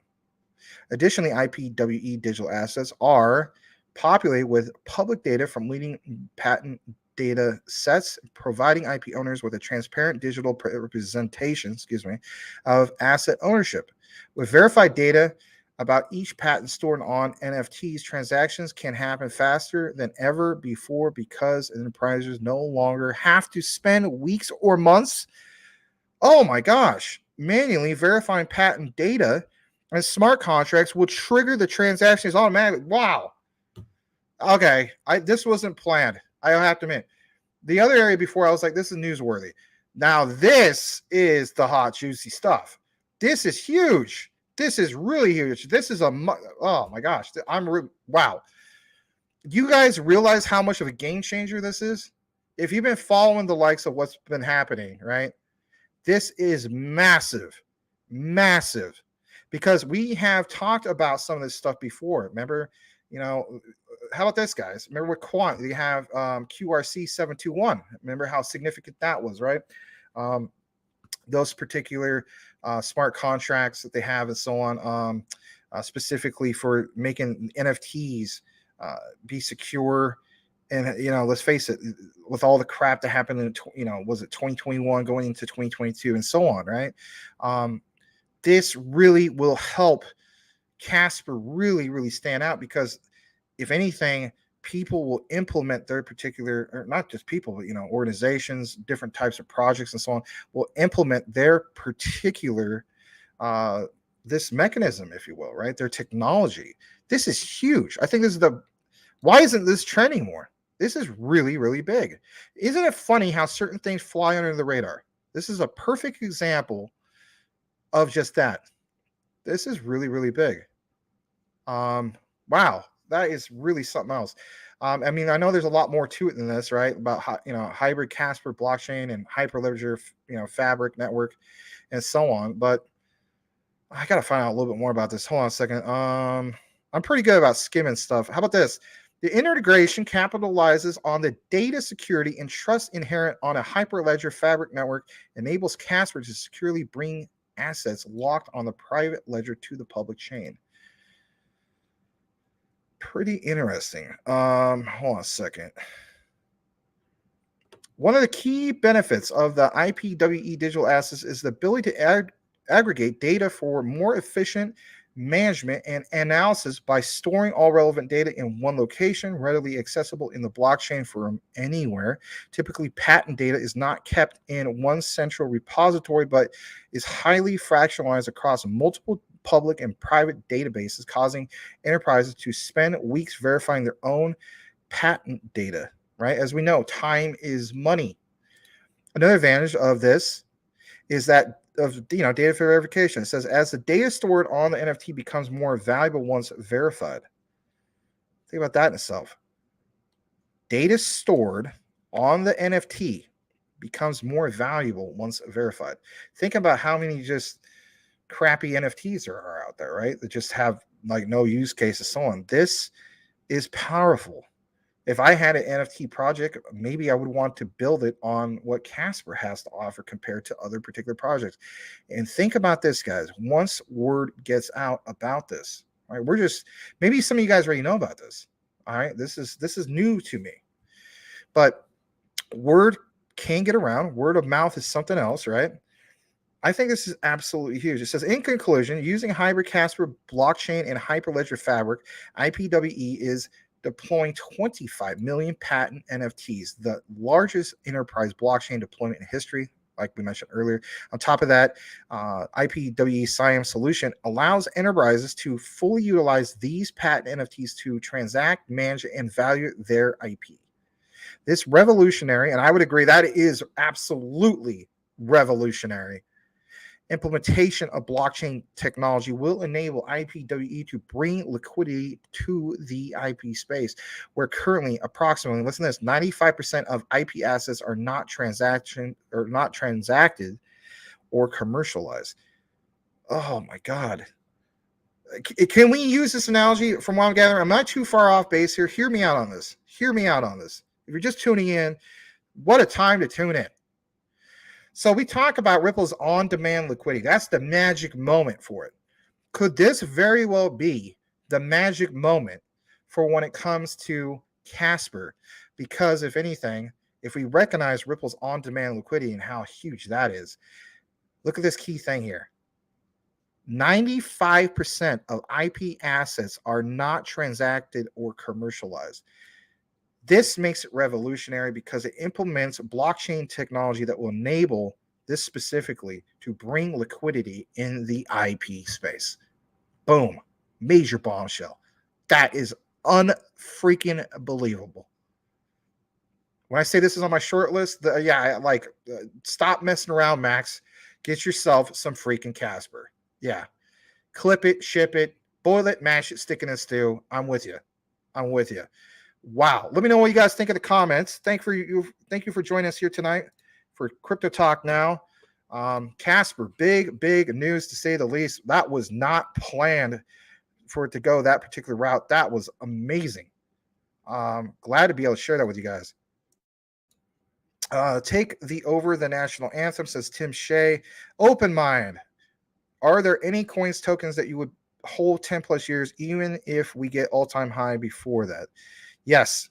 Quant, XRP, XLM, XDC. Also, I'm going to say HBAR. Possibly LCX, because once we get regulatory clarity, that's going to strengthen that particular asset. If they continue to do what they're doing, and institutional money is going to come in after we get that regulatory compliance, or clarity, I should say, right? So that will leapfrog them ahead of the pack. They might even be side by side with Binance. And let's face it, a lot of you guys even feel as though Max, they're going to be bigger. I hope so. I'm rooting for that, right? So yeah, those are some examples of the ones that I would basically keep. I would definitely still take profits though, but as far as like still keeping a few bags for for the future, yeah, absolutely, because at that point those are wealth assets, right? Welcome, Open Mind. Consider changing your avatar to something that shows, I don't know, maybe Albert Einstein, or having an open mind. Great comment. And I'd like to welcome you guys. If you haven't done so already, please welcome Open Mind. We appreciate you being here tonight. We hope to see more of you. And if any more questions or comments you have, feel free to drop it. Let us know what you personally hold or what you're thinking about getting into. But yeah, very welcoming community here. And guys, once again, please welcome him. And guys, if there's anybody else that's new, please consider dropping a like. It definitely helps us get this out. We're about 2 hours and 7 minutes into the show. We still have a little bit more coverage for you. We have, for instance, I believe we have specifically Cypherium, and we have Jasmine. Yes, of course I will say Quant. Thank you for that, though, Tim Shea. Chelsea, West London is the best team in London, not those scum from North London. Isn't that funny? I can understand that. All right, you were right, Tim, on Tectonic or Tonic. Cool Cat Crypto. I suspect the SEC versus Ripple case isn't going to go the way we all want now with the staking ban mess. Very true. There might be some kind of, yeah, that's a good point. There might be some kind of middle ground or compromise. Hence why, they agree to settle. But it's going to be interesting, right? I think, if anything, when the whole news drops, maybe we just spend the whole, segment focused on that. I don't know. That's going to be massive news. Stevie, is Casper going to be the bigger gainer? Casper and Algo are the only two ISO coins that are getting used in China CBDC. Is Casper going to be the bigger gainer? I don't have the answer for that, but I mean, when I see news like that, that's huge. I wouldn't dismiss Algo though. I mean, I hold Algo as well. I know a lot of you guys do, and so on. Maybe in the future we'll start covering Algo a little bit more. All right. John Francis, CPI reporting comes out February 14th. Might move markets in inflation if inflation goes below 6.0. Yeah, and knowing that Congress is going to have a special meeting at 3 p.m. Eastern Standard Time on Valentine's Day, February 14th. It's supposed to conclude by 5 p.m. Eastern. I don't even know what to say about that. I mean, I just wow. I mean, and when I saw a few particular articles, it mentions they're going to mention all the stuff with the crash and, the bear market, the crypto winter 2022, but they also supposed to have some information that's supposed to be significant going forward. And some people feel as though that could be potentially bullish. Wow. I mean, all I got to say is, I hope to God Larry's right, and he could very well be. And wouldn't that be awfully convenient? Anyway, all right, let's go to Coochie Boy. Gary stated staking is okay as long as there is full disclosure of the risk provided to the investors. Ah, well, interesting. Coochie Boy, do you happen to have that particular article? I wouldn't mind liking it, and I wouldn't mind retweeting it just to get it out to more people. Tim Shea, I mean, if you want, you don't have to. Tim Shea, cool cat, that would be bullish for Cypherium then. Yes. Cooch, oh, okay, that's not as bad. Dogeland, Jasmine, Tectonic are on my gamble list. Yeah, I'm looking more. Here's the thing. My risk to reward on Jasmine is far, far higher than those other ones.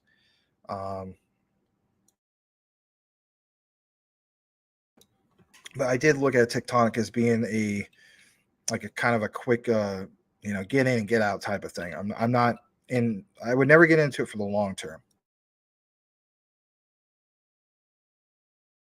That's not me fudding Tectonic. That's just the reality of it. So they didn't ban staking then. I mean, if what Coochie Boy's mentioning, then yeah, it doesn't sound like it's a complete ban. That's what I gather too. Cool cat. I think we're on the same page for a change. Coochie Boy, Kraken was fined for failure to provide the full disclosure of risk. Tim Shea, GS, I like Jasmine the most out of those three. Don't have any of them though. Looking for Jasmine in the fives. Yeah, that's the way I look at those particular three. I own one out of those three. All right. I think staking contracts will be retooled. That is a given. I'm with you on that. I think they're that's exactly what's going to happen.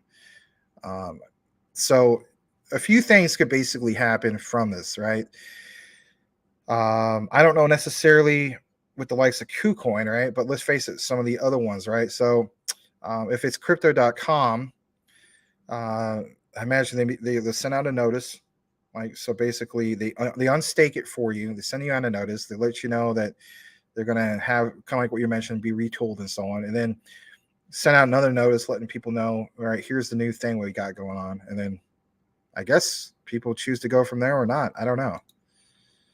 At this point, would people even still want to jump in or back into that? I don't know. It just doesn't sound like it's going to be as lucrative as it used to be. GS, look at the Cryptopolis. All right. So the staking contracts may get halted temporarily. Yeah. Or indefinitely. All right. Casper's massive. Yes, it is. I'm a little behind on that. Casper's massive is more than you all realize. Well, I'm like some of the things you reported before, we shared it, right? And then now that is huge. I can see why, Rich, Common Sense Crypto, he always mentions it's very undervalued, underrated. Like XTC is very undervalued, underrated, and so on. Like, no kidding. I'm gonna take a moment to basically just kind of see what's going on with the price. Shoot, my CMC is being all jacked up right now. Hold on a second. So Casper, let's share this real quick. Is currently under 4 cents. Maybe this is a good entry point for me finally. It's in the top 100. It's ranked 90th. They have a confirmed market cap of 419 million. Circulating supply is 10,740 million. Total supply is 11,492 million. Of course, we don't know what the max is. I am kind of curious to see what the original ICO was on that. So the original ICO was $0.015. Interesting. That happened back on March 22nd of 2021. So even at these particular prices, somebody came in at this. I mean, that's close to a 3x, not quite. Or actually, what am I talking about? A 2.5x. Sorry. Yeah, this is a nice entry point. I mean, some of you guys even got in a lot lower than that. Let me see on more info. Does it show how many holders there are? It doesn't. That's okay. Markets, where can we get this? We can get on KuCoin, OKX. I know some other ones. I'm just going with the ones that kind of stand out to me. Crypto.com, nice. I do remember on Crypto.com. I know Rich Common Sense Crypto. He always goes with MEXC. So MEXC, if you want to get it from Ishmart, you can. Interesting. So that's all of them. As far as decentralized exchanges, none. So strictly centralized exchanges. All right. So that's interesting. Let's kick it back into the comments. Casper's more than you all realize. I agree with you. I totally agree. Casper, wow, is Shinger really up 33% in the last hour? That's good. I'll be glad for that. Thanks for reporting on that. Masturbator states, I bought Casper a long time ago and just holding. Well, that's good. Do you remember what entry point you had? You get me all excited. Might get some more Casper now.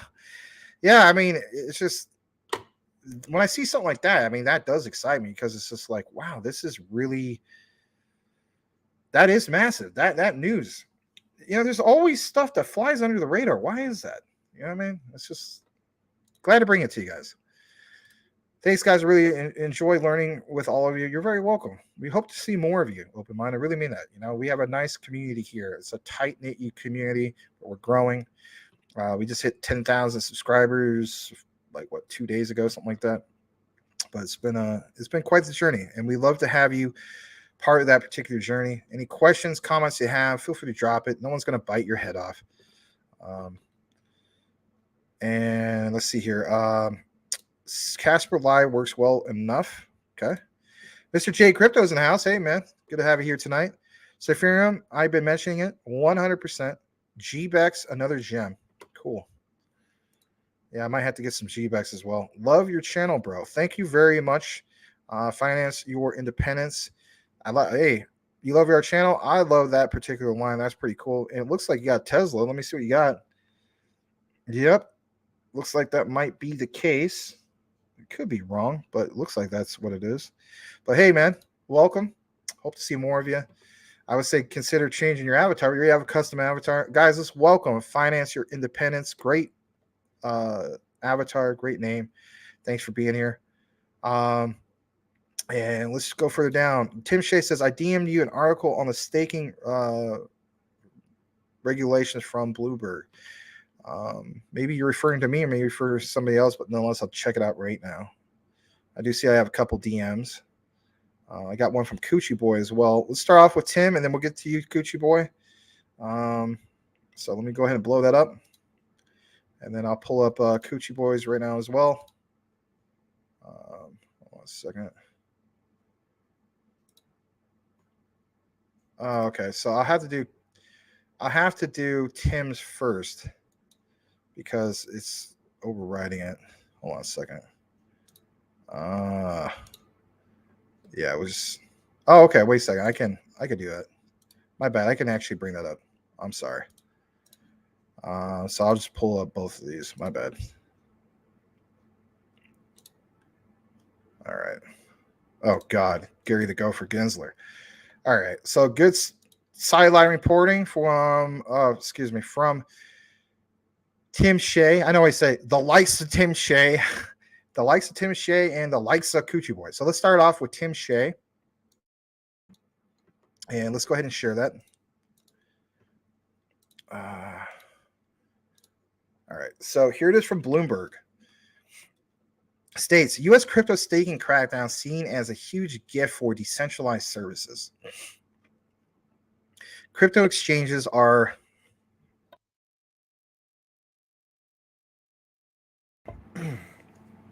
excuse me, so I'm having a little bit of allergy problems today. U.S. crypto staking crackdown seen as a huge gift. Yes, crypto exchanges are facing potential bans on staking services. Decentralized staking platforms may gain more market share. Interesting. Published yesterday, 8:01 my time. Decentralized finance apps such as Lido, Rocket Pool, and Stakewise may benefit from the U.S. Securities and Exchange Commissions. I saw that Rocket Pool was trending yesterday on CMC. So that's interesting itself. But yeah, they may benefit from the SEC in regards to the crackdown on crypto staking services if they avoid similar clampdown. States that the U.S.-based exchange Kraken, as we know, agreed to pay, excuse me, $30 million to settle the SEC allegations. That is, crypto staking products broke rules. We know about that, but let's get down into this. States this is a huge gift to decentralized staking providers like Lido, Rocket Pool, and Stakewise, said Henry Elder, head of decentralized finance at Wave Financial. Their competitive advantage is an innate resistance to regulatory action, something that mattered little in the absence of such action. Here's an example of depositors by entity. Let's blow that up, or let's not. So you have Lido in the orange, which looks like it's the top right with 29%. Coinbase, 31%. It says Wales. Wow, Wales hold 8% of that particular diagram or that chart. Kraken came in on this particular piece of the pie, 8%. Binance is over here on the, I believe, at 6%, right next to Kraken. Bitcoin Suisse is this little sliver. Stake.us is another little sliver at 2%. And then others, I believe, is, oh man, maybe I got that wrong. They should have done a different color for Coinbase because it's kind of hard to. All right, you know what? I think I got it. So Coinbase is actually 13%. Others is actually 31%. So my bad on that. All right. It says staking involves earning. We know about some of that stuff. It says in short term, it's definitely good news for on-chain direct staking and decentralized platforms in the sense that people who want to stake have to use those options now, said Austin Campbell, adjunct professor at Columbia Business School. Staking platforms, whether it's centralized exchanges like Coinbase or Kraken, or decentralized platforms like Lido or Rocket Pool, let users stake coins without needing specialist computer equipment nor having a minimum amount of 32 ETH. Many users have preferred to stake with the centralized exchanges given their more user-friendly experience. That is true, whether you're a fan of CEXs or not. That is true. Kraken was the third largest Ethereum depositor with about 7.5% market share behind Lido and Coinbase, according to Etherscan. Interesting. Thank you for sharing that, Mr. Tim Shea. I guess there is a little bit more. Hold on a second. Overall, proof-of-stake blockchains accounted for 23% of the total market value of digital assets at the end of 2022, according to the report from Staked and Kraken. The report estimated the value to be staked were $42 billion. Oh, I think this is what, we got bad news. And on top of that, if that's the case, I mean, in fact, $42 billion gets taken off of, I don't know. I mean, the overall crypto market, not instantly, right? But that bad news definitely tanked our overall crypto market cap, right? Especially if you're following CMC, from 1.08 trillion to 1.01 trillion. Like literally within 24 hours. And we saw that. I think we're at 1.01 trillion now. Jason Algrante, Chief Legal and Compliance Officer at crypto custody tech provider Fireblock, said it is too early for DeFi to call it a win. Quote, in the industry, we tend to think of DeFi as completely decentralized. No one's in charge. Algrante said, but from the regulators' perspective, they would come to the table and say, well, how could that be? There has to be somebody who launched this.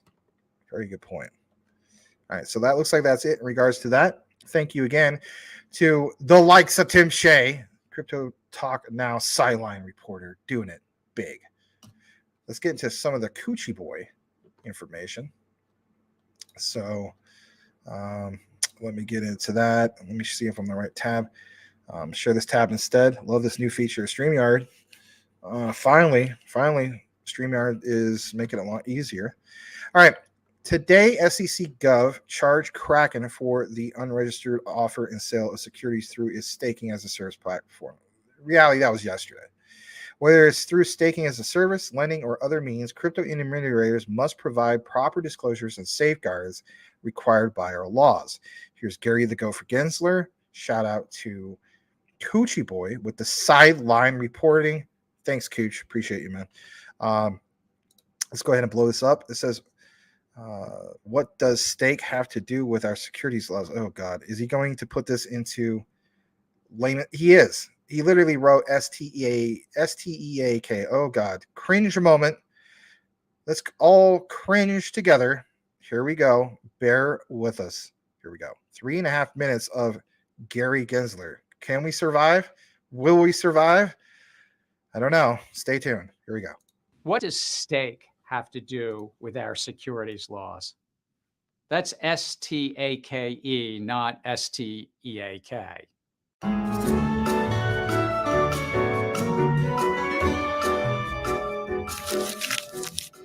In the crypto markets, there are various ways to validate data stored on crypto ledgers called blockchains. And one of these ways is called staking. Investors lock up their tokens in escrow and help validate the next block of data. Some stakers are then rewarded with new tokens. Staking, though, can be complicated and time-consuming and can take big upfront commitments of tokens. There's also the risk that you won't get new tokens even if you stake. Thus, crypto entrepreneurs started offering what's called staking as a service. No, not like the steakhouse. Basically, if you transfer your tokens to a staking as a service provider, they take control, possibly pooling your tokens with thousands or millions of others while promoting returns. But here's the rub. When a company or platform offers you these kinds of returns, whether they call their services lending, earn, rewards, APY, or staking, that relationship should come with the protections of the federal securities laws. That means you, the investor, should receive important disclosures. For example, what do they actually do with your tokens? Are they really staking them? Are they lending, borrowing, or trading with them? Are they commingling them with their other businesses? Where do the rewards come from? Are you getting your fair share? Are the underlying crypto protocols genuinely creating value on your investment? Or are they just new tokens that dilute the value of ones you already have? Remember, if you have a stake, that's S-T-E-A-K. If you have a stake meant for 2 and cut it into 3 pieces, it's still the same amount of stake. Unfortunately, because these staking as a service providers generally are not providing proper disclosures, there's currently no reliable way as an investor to know the answers to these important investment questions. Plus, when you sign on the dotted line or accept the terms of service, you are generally agreeing that placing your tokens with these providers may mean transferring your ownership to them. There's an expression in crypto, not your keys, not your crypto. You see, you're basically an investor in their platform. If it goes under, and we've seen plenty of that recently, you end up in line in the bankruptcy court. That's why it's so important that these companies and platforms comply with the securities law. After all, the securities laws, regardless of what you think of stake or staking, they're good for investors.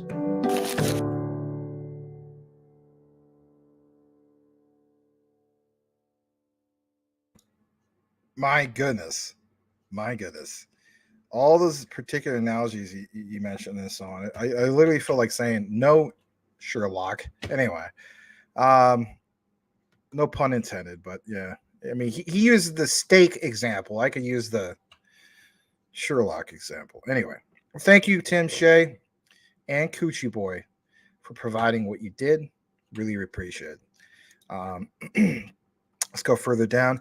Here's a guy we haven't seen in a very, very, very long time, and that is Mr. Z, aka Jeff Pruden, 350Z. What was the other title it used to have a long time ago? The Brad Pitt of crypto. Nice to see you, Jeff. Good to see you here. Hope to see more of you, man. Been a long time. Very, very long time. Appreciate it. Check your twit. I did check my bloody twit. All right. Maybe I have another one. Is that what's going on? Don't think I do. No. No, I don't. All right. Cool. Very cool. All right. Let's go ahead and go further down. Mr. Shaggins is in the house. Mr. D. Shaggins, straight out of Scotland. Crazy blankety blank name Shaggins with the name called, never mind, I'm not gonna say that either. Anyway, good to have you here, Mr. Shaggins. Tim Shea says Caroline is out at the moment. Oh boy. Stevie, great content, Max. Well, thank you very much. Appreciate you. We still have a pretty decent sized audience here, 2.5 hours in. Let's face it, when it comes to Friday nights, I do try my best to give you guys some extended coverage. The way I look at it, we all, for the most part, worked all week long. We need to kick back, relax, have some news, and interact with our community. And that's the main thing, right? Have some good times. Talk about what you may be getting into, what you may be getting out of, you name it, right? I think, if anything, what stood out tonight so far is Casper. That was my key takeaway. Shout out to Crypto Mike, who originally told me about Casper. Maybe somebody else did, but he stood out. Anyway. Mass states a little light note. Oh, God. Here we go. Here we go. Question. What is the definition of indefinitely? Answer. When you feel your nuts knocking against, oh God, oh no, I can't fit her something going against her something, because I don't want the channel to get taken down. See, here's the thing. You guys think that, some of you guys think, at least I've gotten this back. Oh, Max is just trying to be like a sweet little church mouse, right? That's not the case. If you have been watching me in the morning on some of the comments that I make and so on, I am not as filtered or censored. I kind of say some other things. So with that also said, I'm also looking out for the best interest of our channel, and I don't want to see it get rugged, on certain things, mainly from a monetization point of view. I know monetization turned out, but there's something to be said, like I know we haven't seen this guy, and I hope, God bless him, I hope he's doing all right. Nick, aka Texas Tornado, right? He got his particular channel deleted a few times, if I'm not mistaken. I'm just saying, there's all sorts of stupid reasons why people get their channel deleted. We don't want that to happen. We're having a lot of great momentum. We want to keep it that way. Do I think it's ridiculous? Should it be a 100% free speech? Yeah, I would agree with that. I would love to be able to just read that and laugh with you and so on. It is funny. That's a good question. That's a good answer. Anyway, you got in at 0.023. Oh, was it for Casper?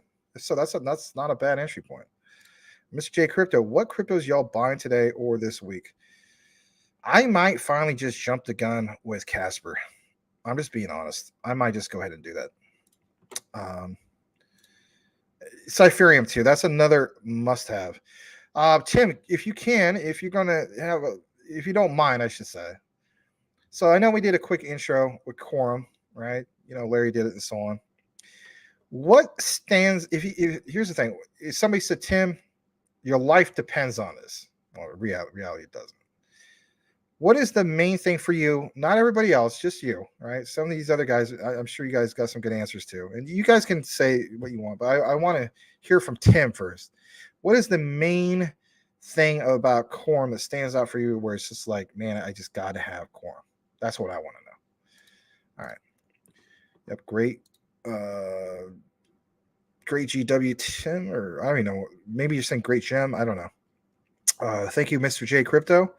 You look into WTK and GBEX. So earlier, Mass, I believe, brought up WTK.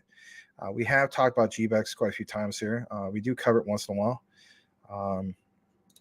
And if anything, I know you guys are really impressed with it. And I guess over the last, at least from what I've seen since, I don't know, like the last 60 days, if I'm not mistaken, it's been consistently going up, and that's not too shabby. You love your WTK. You know what? I'm glad I wrote down WTK, if that's the case, which is WAD's pay, because you guys keep bringing it up. And if you guys keep bringing it up, and there's multiple people bringing it up, then that tells me it's worth looking into. For instance, look at the likes of Casper. Staking ratio super bloated. I do say that a lot. Maybe when we finally get some merch, I'll have some of that, right? Yeah. Do the CNN interview, Max. How do you want me to do the CNN interview? I mean, because I'm behind now. So we're 10 minutes behind on that particular comment. So what is it specifically that you want me to... Oh, was it with what you were trying to have me cover? My bad. My bad. You probably want me to do it that way. Yeah. About, yeah. With breaking news, If you're just tuning in, we have breaking news. Gary the Gopher Gensler, he is giving us steak analogy. Yes, it is true. He basically overcooks his T-bone steak and his ribeyes. He doesn't know how to cook a darn thing, but he's going to tell you a particular analogy. You will eat well-done steak, and it won't have much flavor. Your wife or your girlfriend may tell you that it tastes a lot better, but God knows it absolutely does not. Where should you stake your crypto? Well, God knows it's not with Gary the Gopher Gensler. Back to you, Coochie Boy. Anyway, something like that. Anyway. Yeah, probably lost some people with that, but that's okay. Mike, I hold Casper. Max is getting Casper. I think, yes, I am getting Casper. I'm just throwing that out. I have to have me some Casper. I've seen this. Well, he's a well-paid liar. Yes. All right. Triple C says, I'm not pooping on my pants as much now with this staking thing. Yeah, that's what Gary's doing, right? Mass states, can you please link your Telegraph and your Twitter account, my guy? We don't have Telegraph, but we do have a Twitter. I have Twitter, and so does Larry. Right in the, as you can see right here. And just in case everybody misses it, it's also right down there. Ugh. Can you bend your finger more? It's right there. Okay. All right. I don't want to picture that. All right. Yeah. Oh, well, if Gensler, but I also don't want to picture that. Stevie says, this video is why I don't stake. It's true. Be careful, guys. I hear you. Teaches on John Francis. Yeah. How many meetings do you have with SBF? Yes. Like, how about the phone calls at like what, 2 a.m.? There's at least 2 of them that I know of. So I saw some info. I forgot who it was. Could somebody tell me this? There was some reports stating that some people from Congress are going to hold, Gensler accountable. So for some recent things. I had it earlier, but it was on my phone and I didn't have a chance. I had to delay the show about 15 minutes. I do apologize, but I had that. I wanted to share that with you guys. Each bar up 11.5% today. Yep, which is cool. John Francis, right? Gensler is only out to help his buddies get rich. Sorry for my French. It's all right. Don't be sorry for your French at all. At least you can speak it, or at least you can speak more than one language. So no need to be sorry. I'm just happy that you're here and you're dropping in questions and comments. I really mean it. I hope we see you more often. All right. That's what counts. I'm not going to beat you up because of that. I mean, some of my friends, like, how about this? I have a few friends that live in the Netherlands, right? And basically in their school curriculum, they have to learn 3 main languages. They have to learn, for instance, Dutch. They have to learn German, and they have to learn English. All right. Here in the United States, are we forced to learn anything other than English? No, we're not. right? And I know that people don't like me using the term forced, but how about at least have some extra options part of the curriculum? But I don't know. I don't see that happening. Some people have that too. Well, that's why you take Spanish when you get older. And so, yeah, but there's also something about having that. I don't know, man. Like, we're behind, in my opinion. I mean, my friends, they just naturally speak German, Dutch, English, and just rolls off the tongue perfectly. Yeah, they have accents, but come on, they speak 3 languages.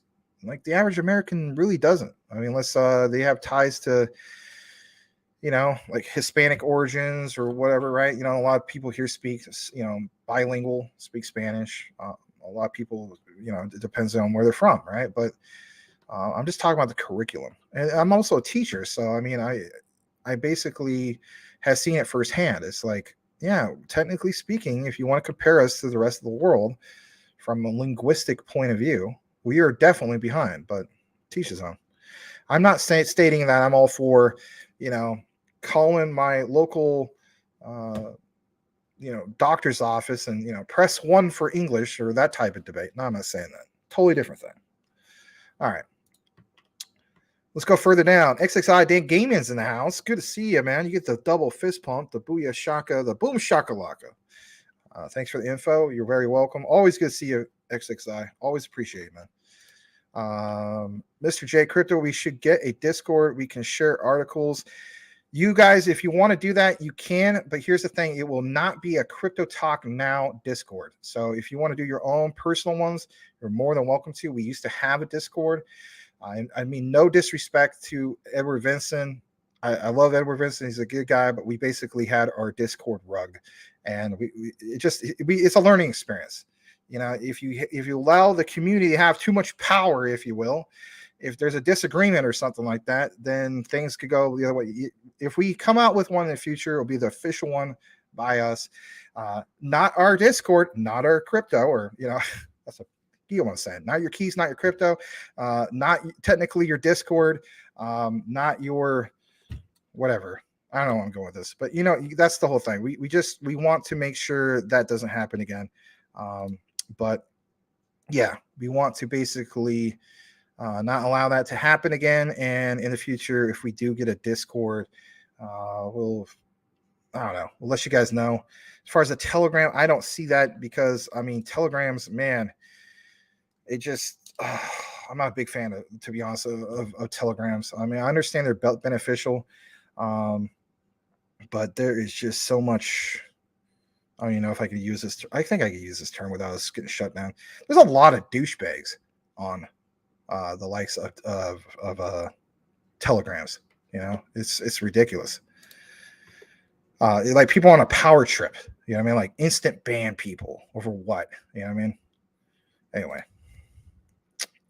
Let's go further down. Blackwood. Gary has a point. Investors feel protected when their hard-earned money generates 0. That's a lot of zeros. 0.01% of nothing per year in their bank accounts.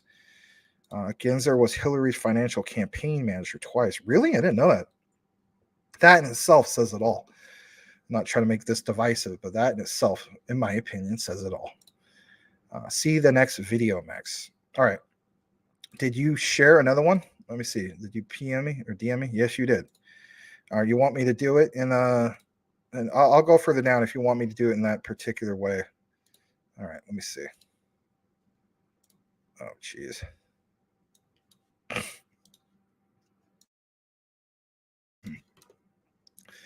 All right, I'll get to that in just a moment. Gensler was a former Goldman Sachs sleaze and liar during the internet bubble in 2000. That's a good point. We're about 2 hours and 43 minutes into the show. If you haven't hit that like already, please do so. That's all we ask. Gensler taught BS Bitcoin classes at MIT. Yes, yeah, I know. And here's the other thing.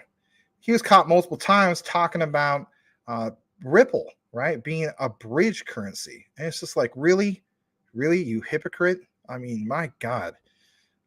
He has to be paid, in my opinion. I'm not trying to make things controversial, but I don't think I'm the only one who believes this. He has got to be secretly paid by the likes of like JP Morgan or something like that. And that in itself doesn't make any sense to me, right? So JP Morgan has technically its own blockchain and so on. Then you hear, for instance, their particular CEO come on, camera, basically fudding crypto and so on. It's like, do you not realize what you're technically have got already made and you're already invested in? It doesn't, like as Larry would say, it behooves me. All right. Let me see. Quorum has up to 7,000 transactions per second. Well, I mean, that's pretty darn impressive. I mean, like, is there anything else like it's like, Max, this is what really makes Quorum stand out. This is why I have to have Quorum. That's what I'm looking for. Oh, you meant the CNBC. All right. Stevie states, does anyone think ETH or XRP can flip Bitcoin this bull run? I think it's certainly possible, especially with XRP. I think it could very well be possible because of that on-demand liquidity finally being utilized, where on the other hand, it never was fully utilized. So once we get that fully utilized, I'm not saying that it's all going to happen all at once, like right on March 20th. Let's face it, that's not the case. But after we have full implementation by November of 2025, I think that's very, very well possible. As far as ETH, I think it'll go up in value. Don't get me wrong, I'm not a fan of it, but there's still no denying that something could still, happen there. All right.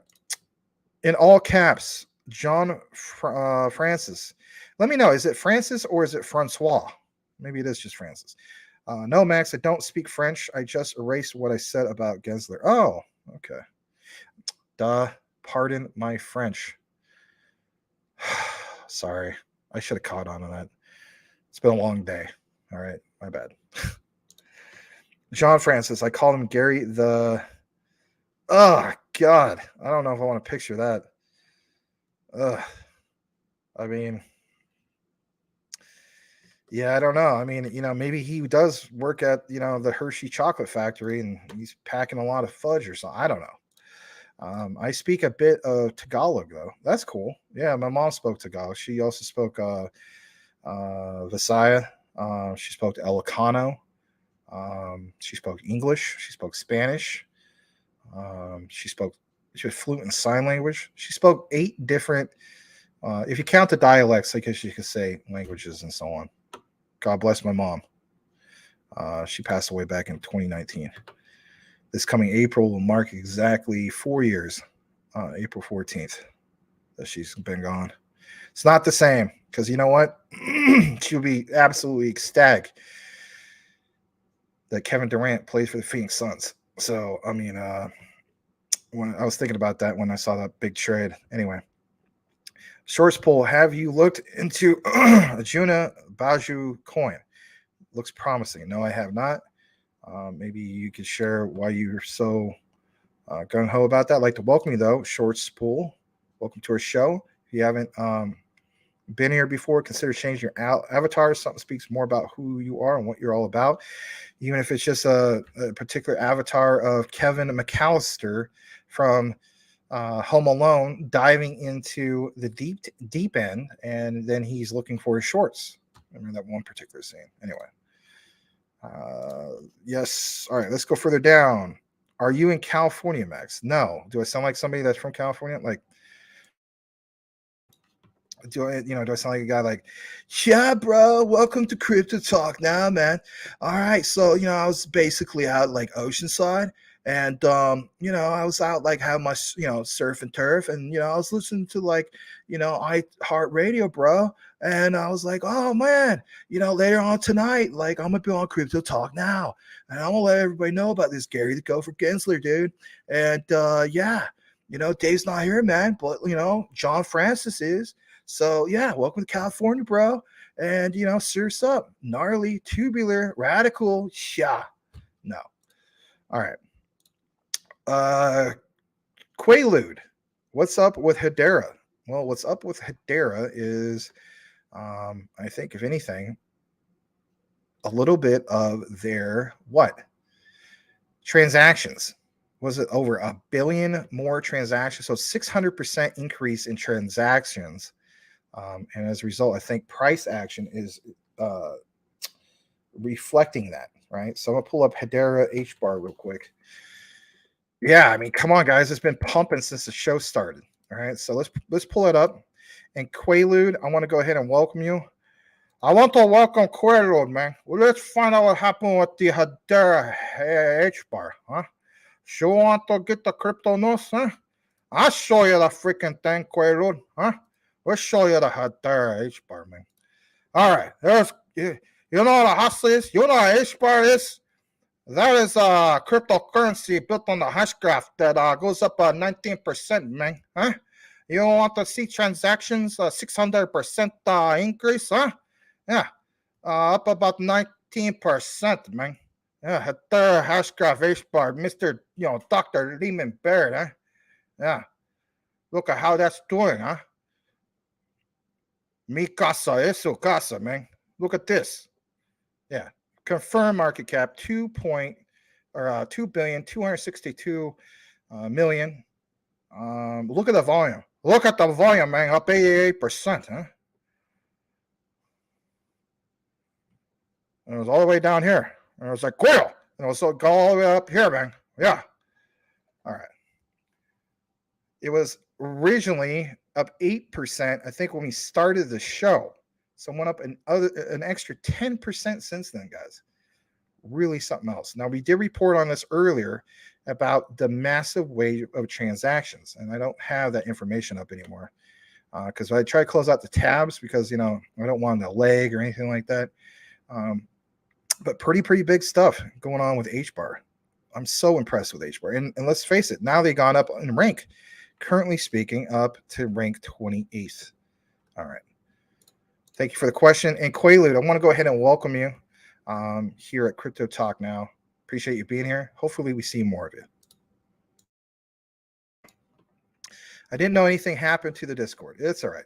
I'm not mad at Edward and so on. I'm just saying that if we get another one in the future, we have got to basically, kind of like you guys with your crypto on exchanges, right? Not your keys, not your crypto. Well, if the community is the one who made the Discord, well, not our Discord, not our Discord. I don't know how to explain anymore. Anyway, Quaalude, why is it pumping so hard? We covered it earlier. There's about 600% increase in transactions, and in a month, they have done over 1 billion, right? And that was a big, huge increase. So here's the key takeaway, right? With Ethereum, and I always use this analogy, and I reference Mark Cuban. So towards the end of 2021, you saw Ethereum at all-time highs, 11/11/2021, same day as Bitcoin. But what really stood out for Ethereum was the annoying gas fees. That was the utility being activated over and over. Buying an ERC20 token, gas fees. Minting NFTs, gas fees, right? Like he even says it that way. When we talk about utility-driven cryptos, Hedera is definitely standing out, right? So you're having all these transactions. That's the utility. With that said, even when the market is red, and it still is technically speaking, let's just double check this real quick. I believe it is, yeah. It's going against the market. Yeah, it's in the top 100. It's now up to 19.5%. Wow. Really doing it big. Loopring is also doing really well today, too. Shout out to my friend Jerry Tapia. His Loopring, he loves Loopring. It's doing well. My graph had a pullback, and now it's pumping again. Filecoin's doing all right, too. It's up over $5. Shout out to Ryan. All right, let's go further down. Stevie states, I was listening to someone last night that thinks that the next 10 years, countries and governments will stop letting people use Bitcoin to buy anything in their countries because of tax. Okay, fair enough. I mean, it's just, here's the thing, when it comes to the central banks and so on, you ever notice that they never include the likes of Bitcoin when it comes to the cross-border payments and so on? It's always like, Ripple's XRP, XLM, and so on, right? So, I don't know. I'm not saying that is necessarily going to be the case, but it does make you wonder. And if anything, it's very, very old technology. And according to the Satoshi white paper, it will never there's never going to be a smart contract. It's never going to, I guess you could say, improve the network, if you will. Maybe that's the whole thing of why Cool Cat Crypto is so BSV. Always promotes BSV, because he looks at that's the true Bitcoin. Where do you see BSV in 10 years, Cool Cat? That's a legitimate question. All right, so maybe H-bar is the chosen one, and they flipped the switch. Could be. I mean, we're getting a taste of it. I mean, there's something to be said about all those transactions, right? And I think that's the key thing, is always understanding the utility being utilized. When it comes to any particular cryptocurrency, is the utility being utilized? All right, let's look at it. If the chart basically says yes, it is 600% increase. That's massive. It doesn't matter necessarily if it's H-bar or anything, right? It's just anything where the utility is actually being utilized and is reflective upon that with transactions. And if it is, then it's a given, no matter what the market is, that something should happen. If you have an increase of 6,000% in transactions and it doesn't move, then what the hell is going on? All right. Quaalude, I hope it drops. I need to swap my USDC to get a bigger bag. Nice. Let us just call Gary Triple G, LOL. I don't know if I want to call him Triple G. Oh, because Gary the Gopher Gensler. Yeah. When I think of like Top G, I think of like, obviously Andrew Tate and, Tristan and so on. So shout out to them. Get stuffed, Gensler.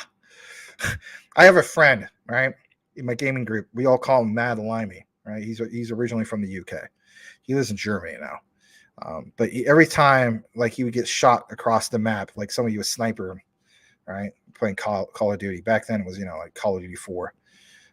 He would always say, oh, Max, get stuffed, mate. I'll be like, get stuffed? I don't want to. No. Anyway, let's go further down. All right, Quaalude. H-bar is the future. I've been stacking since last year. Nice. If you've been stacking H-bar since last year, let's pull that up. So let's see, roughly a year ago.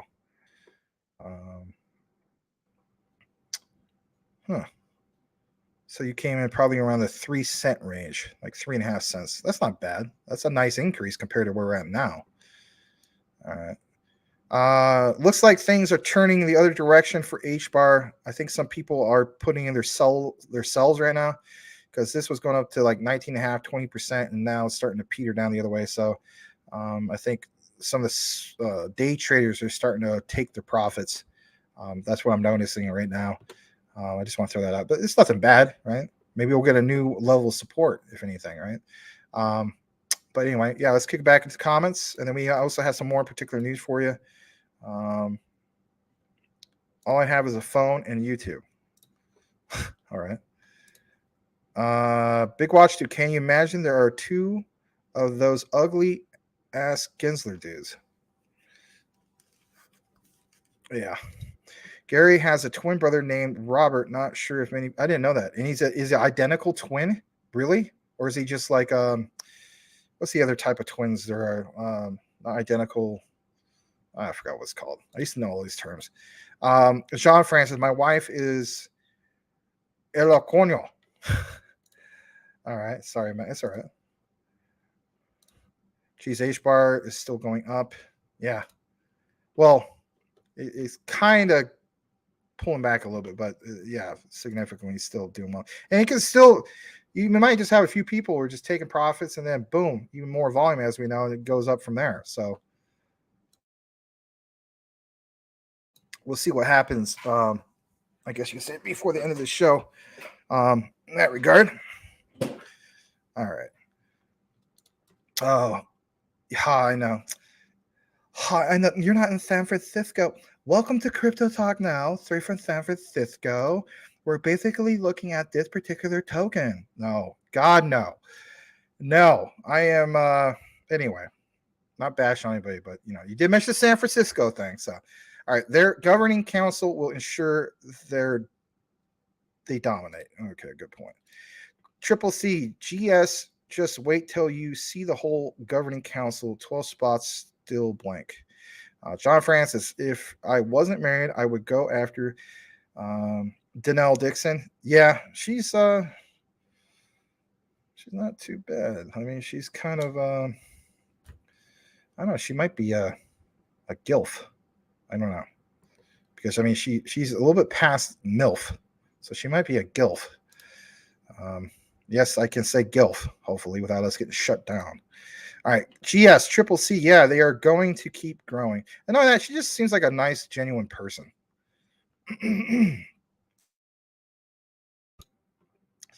All right, let me go further down. Hope the day traders start gnawing at the H-bar gains to lower the price. Let me go further down. John France says, Max, do you think there will be a substantial increase in adoption of XLM next bull run? Yes, I full-heartedly believe that. I mean, I think we're starting to get a taste of that as we speak. You're not going to see it now as far as like the price moving. My thing is this, all this, right? I should say all this. XRP and XLM definitely are the ones that are going to stand out because their utility hasn't been fully implemented. Like, obviously Ripple's on-demand liquidity, right, has not been fully implemented. So when, I always have a random person come up to me. I'm not saying in person, like literally send me a DM or like it might be in the comments or whatever the case be. And they'll say, or even in the recorded section, they'll say, yeah, I don't believe in XRP anymore. I've been into this. I'm not kidding. There's this one guy who says, I have been into XRP since 2018. And it hasn't really done much at all. I've given up on it. I'm like, great. So it's been building all this time. You haven't seen it be fully, implemented at all, right? That on-demand liquidity is finally almost there at the finish line. And now this is the time you chose to give up. God, I feel bad for you. I'm not the type of guy to be making fun of a person and be like, oh yeah, enjoy being poor, or some people say stuff like that. That's not my personality. I don't do that. But in reality, it's like, come on, you're so close to the finish line, so close. And now you're going to choose to give up because you didn't see it move for the last 4 years. People just get impatient to the point where they just don't see it, that or they haven't done their proper research. It's like, have you really truly researched this? I don't think so, because if you did, you would not be saying what you're saying and just giving up. And the guy was like, yeah, I'm basically going to sell it all and I'm just going to buy Polygon. Now, don't get me wrong, I'm a fan of Polygon Matic. I own Matic. A lot of you guys own Matic, but really, you're going to sell a decent amount of your XRP because you're impatient and you're going to just put it all in Polygon. Now, don't get me wrong, he might very well make a decent amount with Polygon, right? Let's face it, that. But there's no way in heck that it's going to be in any comparison to the likes of Ripple. Ripple's XRP. I just fully believe that. And the same goes for Stellar's XLM, right? Those are the two main ones. I also throw Quant into the particular mix, but I mean, the increase of adoption is going to be massive. I have stated this for the record many times. I believe that once we get over 50% adoption in crypto, I think in the future, maybe by 2030, I don't know, I always mention 2030, but I think that's a big year for everything, right? I mean, everything, don't get me wrong, I'm not a fan of the World Economic Forum, never have been, but some of the things they have on their particular goals that they have, right? Everything going green. Obviously, HBAR stands ahead of the pack, right? You can even throw algo in that particular mix. But where the case be, when you understand the level of adoption, XLM will be at the very top of that list. That's just the way I personally believe, because I look at the retail money. So if XLM is truly the retail money, right, the person to person, if you will, or like they mentioned before, this particular use case, and not even needing a particular bank account, right? You don't even need a particular bank account, and you can exchange the likes of Nigerian Naira to Stellar's XLM. That's huge in itself. Combine that with other factors they have, right? You could take escrow out of the mix. They have so many particular use cases. I truly believe that they will become, if you had to name one particular cryptocurrency as being like the crypto of the world, like the one world currency for just the average Joe Schmo, right? Person to person, it has to be XLM. It just has to be. And of course, as we know, not all of us know, but this is the way I personally feel about it. XRP, when people say, the bank to bank money, how about this? Also the reserve currency. If you think about, here in the United States, if you think about like the Federal Reserve, right, or the New York Federal Reserve, this is a particular example. Like you guys seen Die Hard, for instance. I just use this as an example, whether you're into this or not, right? So you had a guy, what's his name? Hans Gruber's brother, Simon Gruber. He's basically pulling off a big heist, and they're stealing all that gold from that particular reserve bank, right? The Federal Reserve of New York. But, as we know that the US dollar is not backed by gold, right? But these Federal Reserve banks, if you will, they have gold reserves, right? So in the future, I believe that Ripple's, with XRP, that's going to be the reserves, if you will, the new reserves, because I'm not rooting for this. I'm not rooting for, the US dollar to just collapse. But there's all sorts of indicators to show that it basically will collapse. And that sucks, right? And we basically, since 1971, have set us up for disaster, right? While the rest of the world, as we speak, has prepared for these particular disasters. As we know with Russia, right, with the whole start of the Russian-Ukraine war, the U.S. and its allies felt as, all right, screw you, Putin. We'll just shut you off from SWIFT. Done deal. Look how that's worked out. He's basically power shifted and put himself into a position, along with the BRICS countries, right? China. You can throw in, Brazil, India, so on, right? Look at the abbreviation of some of those particular ones. And they basically have positioned themselves well, especially Russia, especially China, in which they're even profitable while we are sucking the hind tit, if you will, when it comes to some of these particular gas prices. We're also looking at what? We're looking at, oh, God, what's happened with the supply chain. So they are the reaction to the other reaction, right? And that's just, I know I'm going to kind of tangent with this, but it's just the way I look at the broader picture of it, right? Like, let's face it, a lot of the news that we get about like everything is just, unicorns, rainbows, and fairy dust. Don't get me wrong. Like, I think there's atrocities that are being committed in Ukraine. But at the same time, to believe that it's just all, rainbows, unicorns, and fairy dust, and that the mainstream Western media is reporting that, Russia's truly losing that war. And then you hear other reports of like, this is how they're positioning themselves with blockchain technology and doing this type of thing and so on. And you just got to look at it from the broad perspective. There's a lot of things that happen in the world that a lot of people don't realize when you connect the dots. And that's just the way I look at it, man. I know I kind of went off the subject there, but I think XLM definitely stands out as being the one for not just increasing adoption, but being the one when everything is said and done. I originally had XLM at $100 within, maybe by the end of the next bull run.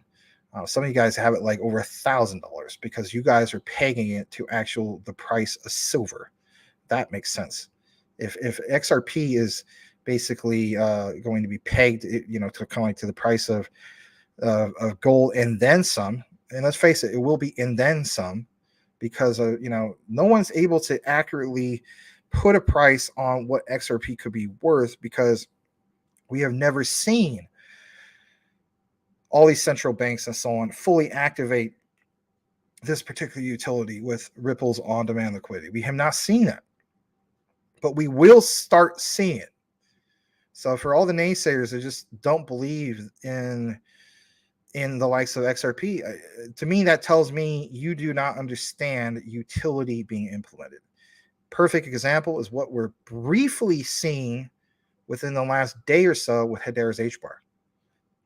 That, I will say this, Triple C could be right. Maybe that is the start of the flip of the switch. Maybe that is a hint of the start of the flip of the switch. Because if utility is a driving force, right, then there's a perfect example.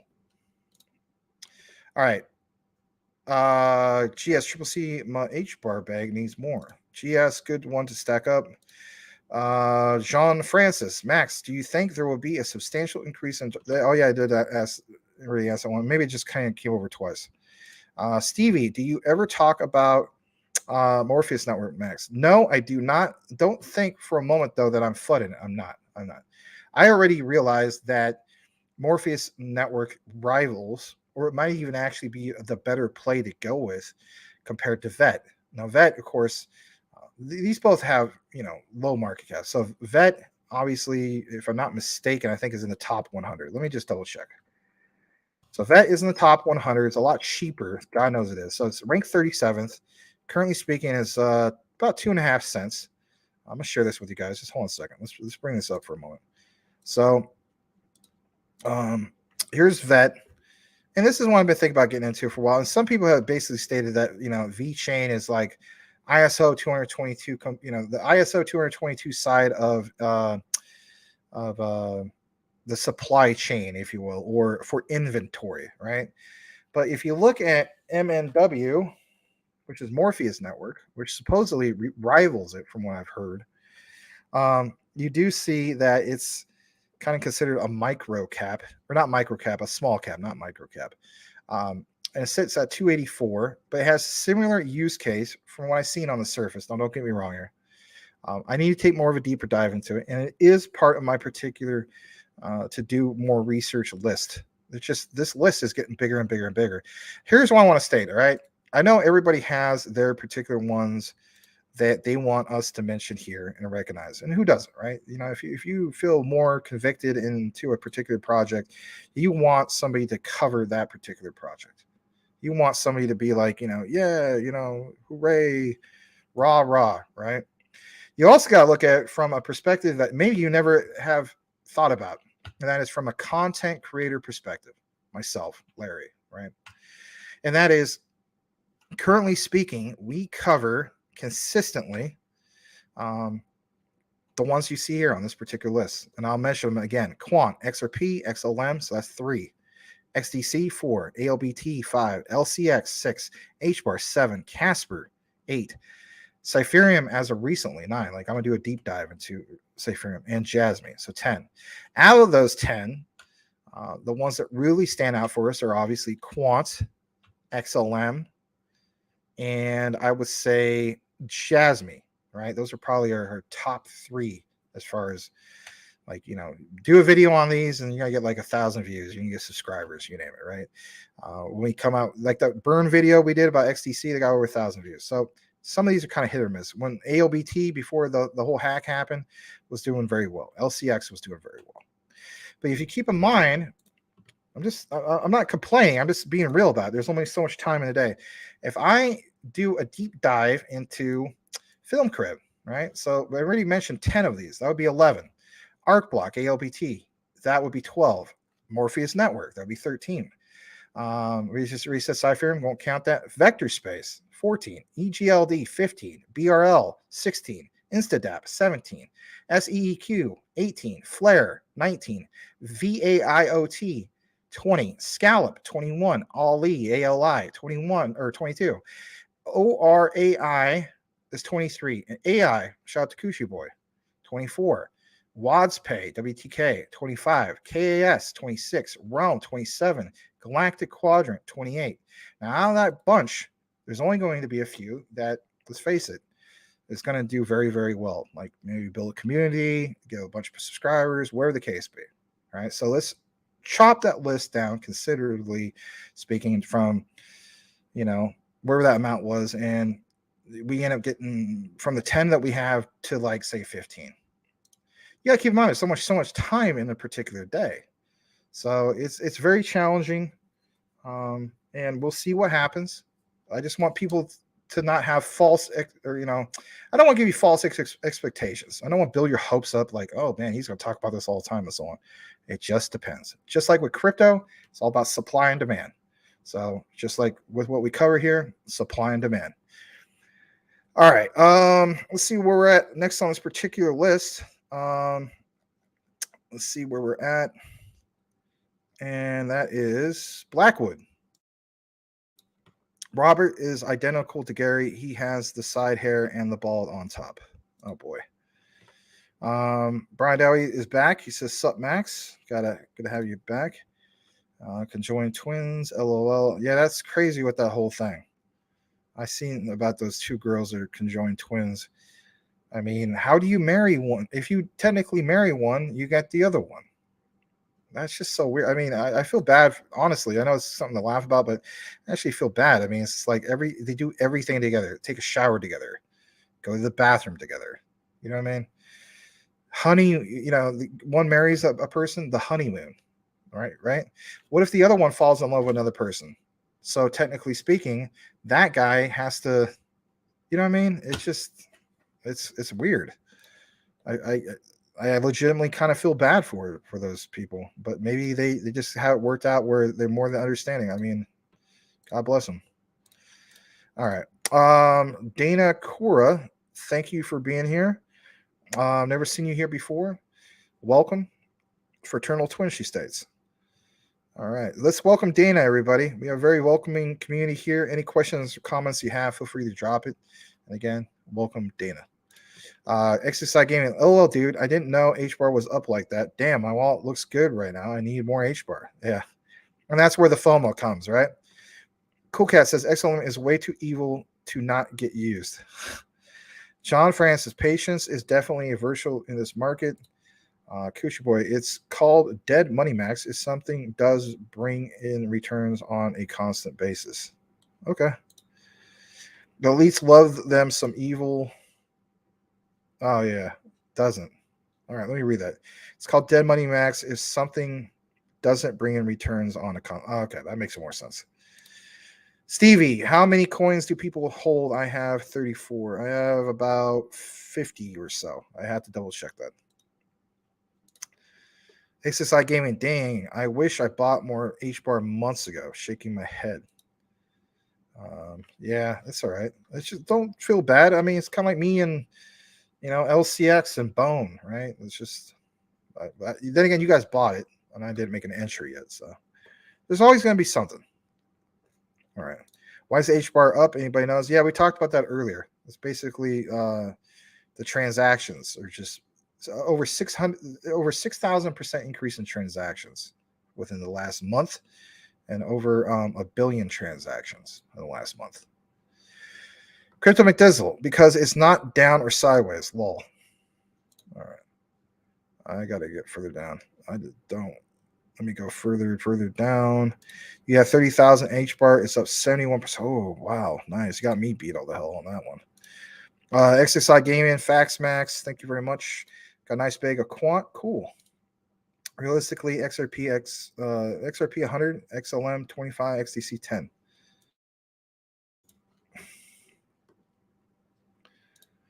Hopefully much higher, but that's a good conservative estimate. BSV 100,000 easily for one. Jeez, you're really convicted with BSV, huh? That's the highest I've ever seen you say that. I think I've seen you in past the 10K, but I've never seen you say 100K. All right. Stevie, Morpheus Network is my second biggest bag. So, Stevie, what stands out for you with Morpheus Network if you're going to compare it to the likes of VET, VChain? All right. Brian Dowie is in and out like the burger. All right. Take it easy, Brian. River states, I have a feeling that LCX is going to stay close to where it is at now. Hope I'm wrong. Blackwood, can you link the ISO list, please? I have it on my particular pinned to my Twitter, if I'm not mistaken, but I can also give it to you right here. Or actually, hold on.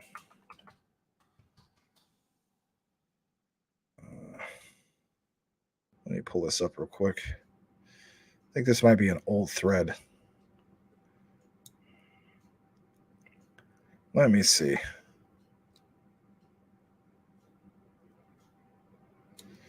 Yeah, here's one. Some people probably got some other one for you.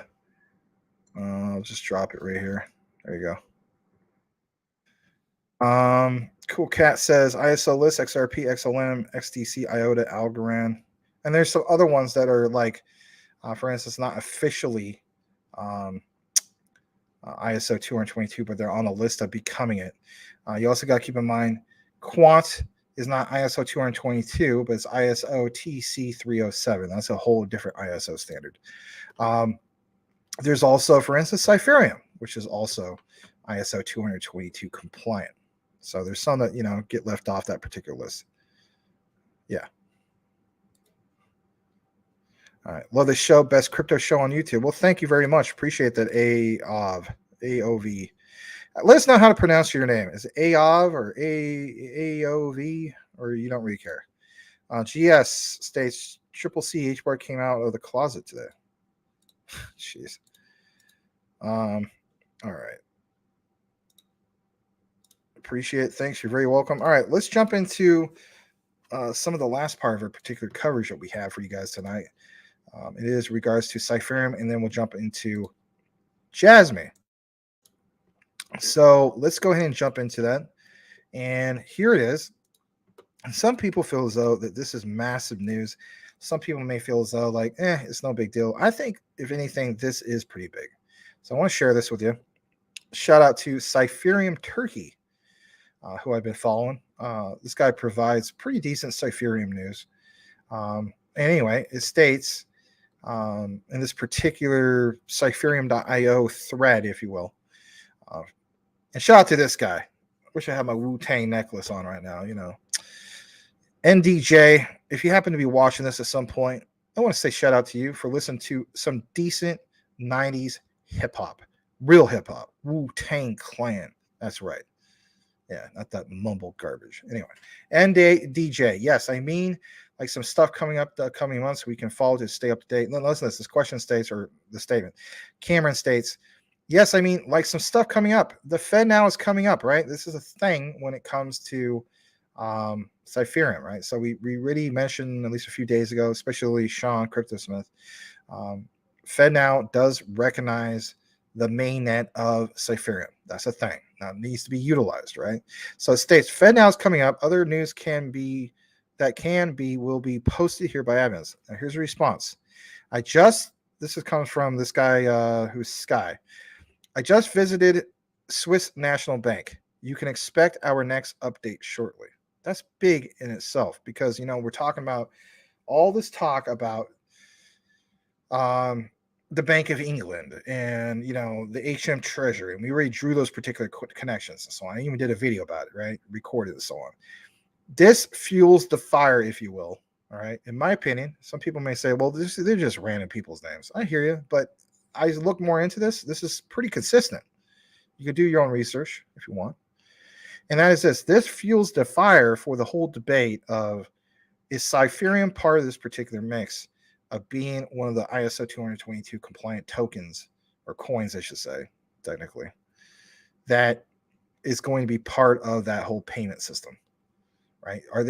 It's not about, it all being Ripple's, with XRP, or Ripple's just all the on-demand liquidity, just Ripple only. No, there's other players. This fuels that particular fire. And this excites me because the way I look at it is when I look at Cypherium's price, I'm pulling it up right now and show you what I'm talking about. By the way, Cypherium's pumping. Let's pull that up. Here it is, Cypherium. It's about 10% up. So, I mean, even at these particular prices, this is not too bad. And this is considered a micro cap. They don't have a confirmed market cap on CMC. And once they do, I mean, that in itself will leapfrog this to the top. I don't know about being, top 100 or anything like that, but it'll definitely help leapfrog it. This is also a proof of work. They have a proof of work consensus. They have a similar thing, kind of like Solana, but the only thing that stands out, right, is some of these, the backup nodes where, unlike Solana, where if the blockchain fails, they have a backup plan. I like that. I don't, as Larry would say, I want a blockchain that is going to stay online. I mean, who doesn't? All right, this is up 41%, up about 10, in volume. up about 10% in price compared to the other day. I have seen people FUD this a little bit. They say that this looks like a little bit of manipulation, and I have to, sorry to say, agree a little bit about this. This kind of does worry me about a little bit. Is it to the point where it worries me to the degree where I won't get into this because I don't recognize the opportunity? No, I don't think that's the case. But there is some comments that have been coming across lately in regards to this. Like this guy, Dr. Steve Nateson. Not sure, he says. One person is talking about it. So he looked. Oh, that's not the particular one. Maybe it's not refreshed yet. Somebody had a particular comment. He said that he thought there was some kind of manipulation going on. I don't see it. Maybe they took it off. Maybe they deleted that one. So like this guy right here, Mr. XRP on January 17th, he needs to update himself. He states, so Ethereum will not be used. XRP has already been adopted by the banks worldwide, so don't miss the boat. That's on the 17th. I think he needs to refresh his news because then he'll find out basically that FedNow, that's the whole thing. You throw in the whole FedNow payment service into that. It's like, come on, man, come back around, right? There's a lot of people respond to that particular guy. There's always that particular, debate. But yeah, the whole thing with Ethereum lately has definitely got me going where I feel like this is a must-have for me. I don't want to, talk about fear of missing out. I don't want to miss out on this. All right, let me kick it back to the comments for just a brief bit. The next coverage we have is definitely Jasmy. Stevie states Morpheus Network is a lot smaller in market cap and it has better chains than VET. He doesn't hold VET, but still thinks VET will 20x. Nice. My Morpheus Network are much better also. Very nice. All right, let me highlight that particular area. Let's jump right into Jasmy. If this is the moment you've been waiting for, you have finally got it. We will get into Jasmy. 47 million max supply. That's nothing for a supply chain. Yeah. But yeah, let's go ahead and get into this. It is Jasmy. Let me show this in a way for you can see it. Give me just a second. And here we go. All right. So approximately, I think it was last week, I gave Larry some material or research to share with you guys in regards to Jasmy. And he basically, towards the end of it, and I don't blame him for this. I mean, I'd probably say the same thing too. Somebody presented this to me. And that is, I want to see something more solid where it specifically mentions that this is connected to Jasmy. This is a follow-up to that particular news. We do have confirmation for you. So if you've been following this is big. It says, when you wake up, Jasmy. It says, Jasmy Coin News collaborations with Sony, VAIO, and Toyota. I'm going to blow it up. So here's some of the key highlights. Jasmy and Sony VAIO jointly developed a high-security computers that will be used in banks and other financial institutions. This is big. Jasmy partnered with the automobile company Toyota and the travel service provider WITS to build a platform to record the tourist data for the Hokkaido region of Japan. This is huge. Absolutely huge, because we heard before what makes Jasmy stand out is basically data scraping and so on, right? Some people, of course, agree with it. Some people don't. Let's face it. You use the likes of Google Chrome, it's scraping the living crap out of your data.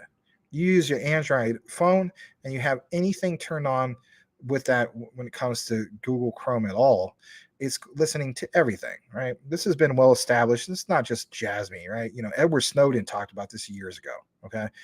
So, again, read some of the disclaimers about what you're installing. That's why they're there, okay? But I'm not stating this is a bad thing. I think this is a good thing, especially if you own Jasmy, All right. So dating back to December 2021, Jasmy announced a collaboration with Ethereum-based metaverse-focused protocol Meta Visa to build a bridge to promote interoperability between blockchain ecosystems and NFTs. On top of that, Jasmy announced plans in January of 2022, let's face it, that was only a year and a month ago, to promote its business outside of Japan and establish an international presence in North America and Asia. According to Jasmy, it will establish a base in the United States and Asia to collaborate with companies in the blockchain and AI technology sectors and to promote just that, the Jasmy coin. On top of that, Jasmy announced a partnership with the Hong Kong-based PC developer NEX STGO in March 2022. The two organizations will collaborate on the development and production of models equipped with the Jasmy secure PC concept. Jasmy partnered with Mystico Network, a multi-chain privacy software development kit in April 2022 to enable authentication of users and devices without having to share private data to communication network intermediaries. Now, the key thing is this, is data. If you have followed the likes of Google, Tesla, and so on, they definitely stand out with what? Data, right? Data in itself is a massive, massive multi-billion-dollar thriving business. If Jasmy can continue to innovate based on some of these particular things with data, I think they will definitely help them stand out. Because if anything, this shows the most important level of utility that they have. I've heard people in the past state Jasmy has no utility. That is a bunch of malarkey. We know that to not be true. And me personally, I mean, we saw bottom for Jasmy at, basically 0.002928. It came into at 0.006 roughly, right? Some of you guys may not even be into this yet, but nonetheless, we did see bottom. Combine what you see here with what's going on with the unbanning of the stable coins, particularly Tether and Circle. I think it's going to be something else for Jasmy. And the reason why I state that is because, especially with what's going to happen by June, they're supposed to lift those bans by June. Will that be enough combined with a potential bull market or utility run to get insane price action for Jasmy? Could very well be the case. But it's going to allow a lot more volume to come in for Jasmy, because now you're going to have actual people from Japan be able to have more access to this. Whenever you have more countries being able to access the technical, Bitcoin of Japan, that's a good thing. So I'm very bullish on Jasmy. And if anything, I recognize that risk to reward ratio as being very, very appealing. This is one of the ones I'm talking about quite often to be towards the top of my list for risk to reward ratios. I'm not saying that this is the best of the best, I'm not stating that. But as far as a risk to reward ratio, you definitely have to consider the likes of Jasmy, not financial advice. I'm going to go ahead and kick it back into the comments just for a brief bit, and then I'll see what other news we have left for you. Give me just a second. So, J-Rod, thank you for discussing Jasmy, new sub. Yeah, you're very welcome. Glad to have done some extended coverage just to get you to get a new sub. That's always a good thing. Thank you, J-Rod, and hope to see more of you. River states he has Jasmy in the crosshairs. Very cool. Very cool. All right, I'm going to go ahead and see if there's anything more to cover in regards to Jasmy. There is one more piece that we have for Jasmy if you're just tuning in. And here it is. Shout out to this particular guy named Zippy. What a name. So he says, Jasmy has some big partners, as we know. We showed you guys that, right? Toyota and so on. The local government is to record tourist data. And it's just kind of reiterating it. So I just want to show you guys, this is coming from multiple sources. It's a thing that's trending. You may feel like this is a little bit more of like what I just reiterated, but there's nothing wrong with this. So it says, don't forget, from an old AMA fan, GIA says Jasmy reached agreement with a catering company with 50 chain stores across America, across Japan. I wish it was across America. Jasmy is big. Let's blow this up. So Jasmy, of course, collaborated with Japanese automakers and mobile travel services companies to create a platform for the Hokkaido local government to record tourist data. We talked about that before. And it is used to promote the realization of Japan's first extensive area of unmanned driving and supporting facilities in the regional commercial pilots. Now, I want to state this. You may feel as though I'm just reiterating the other news. To a sense, here's the key thing here. Understanding this specifically, and that is to promote in the realization of Japan's first extensive area of unmanned driving. What's the connection there that we already know about? Tesla. This is why I use these particular examples. Autonomous vehicles are, something else to say the least, right? So data, right? Tourist data. So if you're going to have in the future, you already see kind of like an outline. Just hear me out on this. Try your own conclusion. Connect the dots. At least I am. So Jasmy has these particular partnerships, and they have, for instance, the recording of tourist data, and they have these particular connections with the likes of Toyota and so on and so forth. You come to the conclusion that, sorry, Elon Musk. I mean, I am a fan of Elon Musk. I like him and so on. But if we're going into a green environment, a green future by 2030 and so on, where I hate to say it, I'm not trying to be controversial, but even HBAR has mentioned the likes of carbon credits. It's becoming a thing whether people want to believe it or not. I can also draw and connect the dots that if that's the case, the Japanese government doesn't want to be left behind any more than the United States government does, we are. They don't want to be left behind when it comes to these specific technologies and so on. So the key thing is data. And if Tesla, they have this whole thing with data, it really stands out, right? Big time. Jasmy is able to implement this particular technologies through these different car companies and so on, right? Toyota, maybe some other ones, right? Like there's more than Toyota, obviously, in Japan.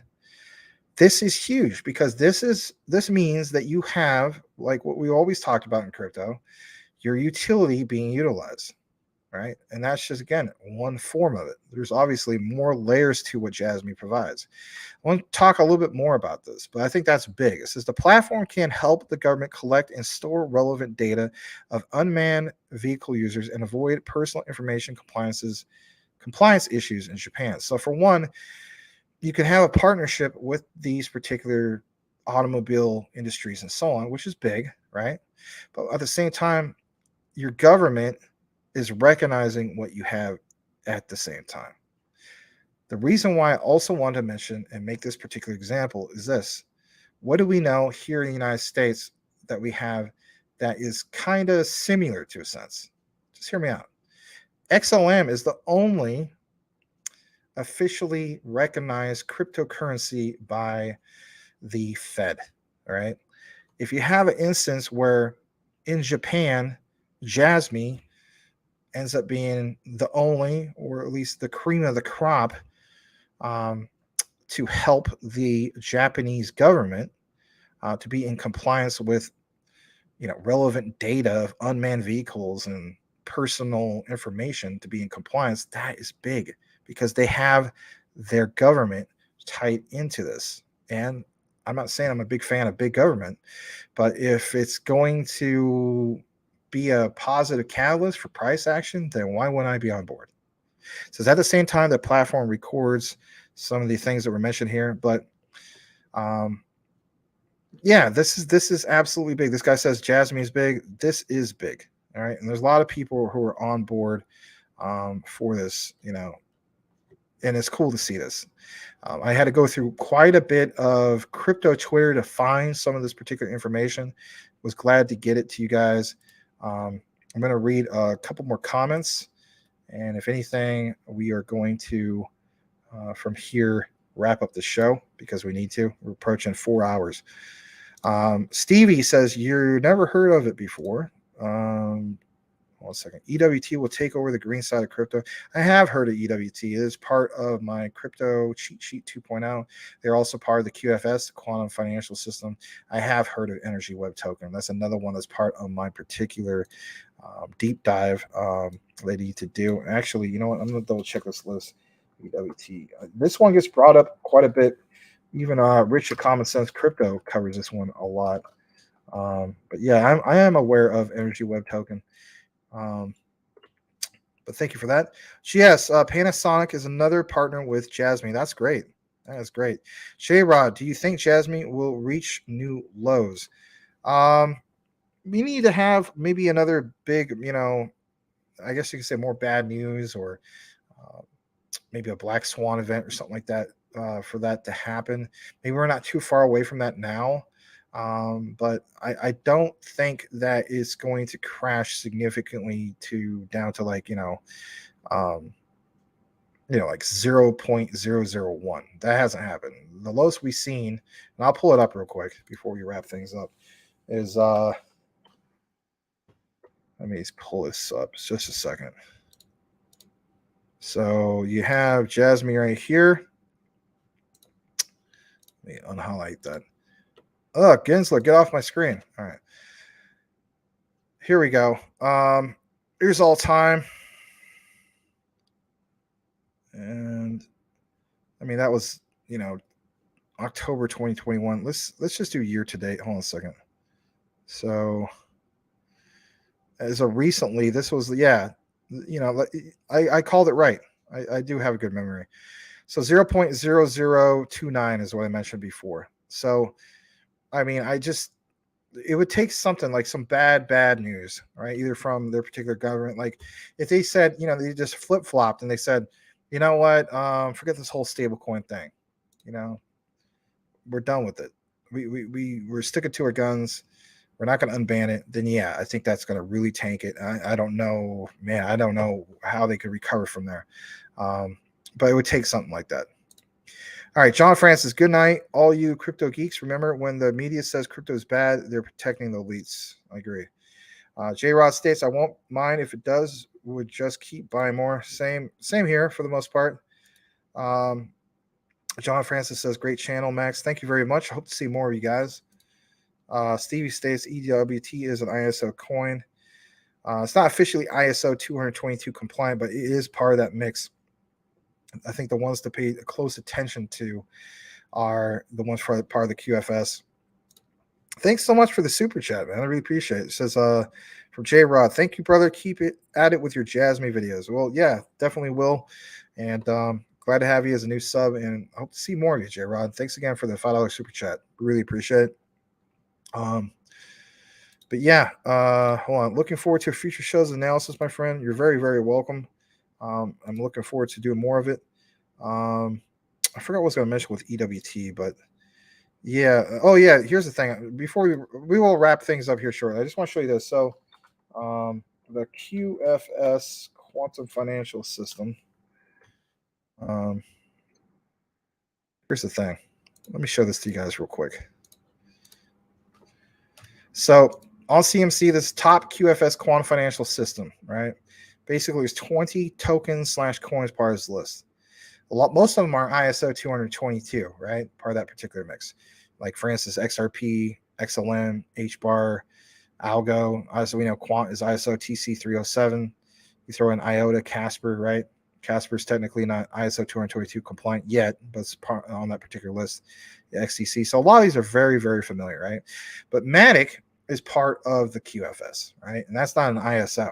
Doesn't need to be an ISO, right? Because we're talking about messaging. But for instance, there's Cello. I did a particular video like 2 days ago talking about this whole thing about Visa payments. On that research, you saw Cello being part of that particular mix. I need to take more of a deep dive into Cello. So if anything, I need to just double check my list and put that in there. That interests me in itself. Why Cello is part of that particular mix. And if anything, that's significant. It's worth looking into, right? See how Energy Web is part of that, right? We have Constellation DAG, Solo.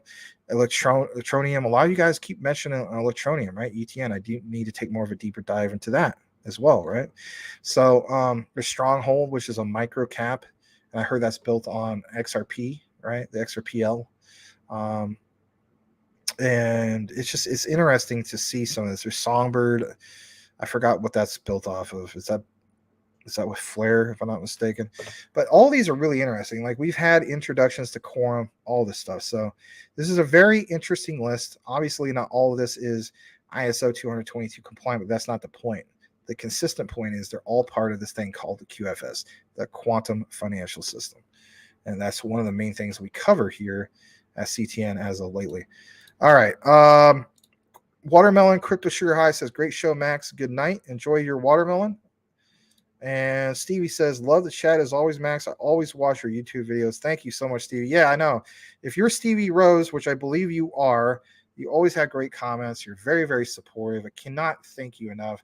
And I cannot thank each and every one of you guys for being here for this extended coverage of Crypto Talk Now, approaching the 3 hour and 45-minute mark. The show was supposed to originally start at 9 p.m. Eastern.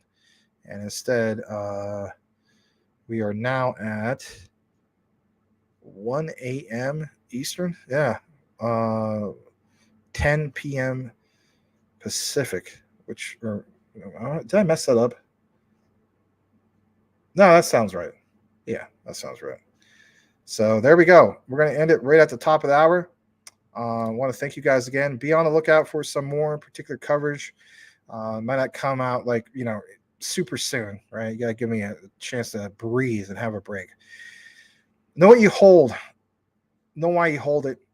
Continue to do research. Continue to basically be open-minded about things. Be patient. You're almost there. That's all I got to say for you. Thanks again for joining us here tonight for Crypto Talk Now. We'll be back tomorrow at 9 p.m. Eastern, 6 p.m. Pacific for more Crypto Talk Now. And I also want to give a plug for our friend, colleague, co-host of the Monday show, which is basically Sean the Crypto Smith. His show over on his particular platform is called Straight Talk, and that will appear and air at 8 p.m. Eastern, 5 p.m. Pacific, an hour before a particular show. That said, everybody, have a great night. And I want to say goodnight to Cody Core. And it's all right. Have a good one. Until the next time, have a great night, everybody. Over and out.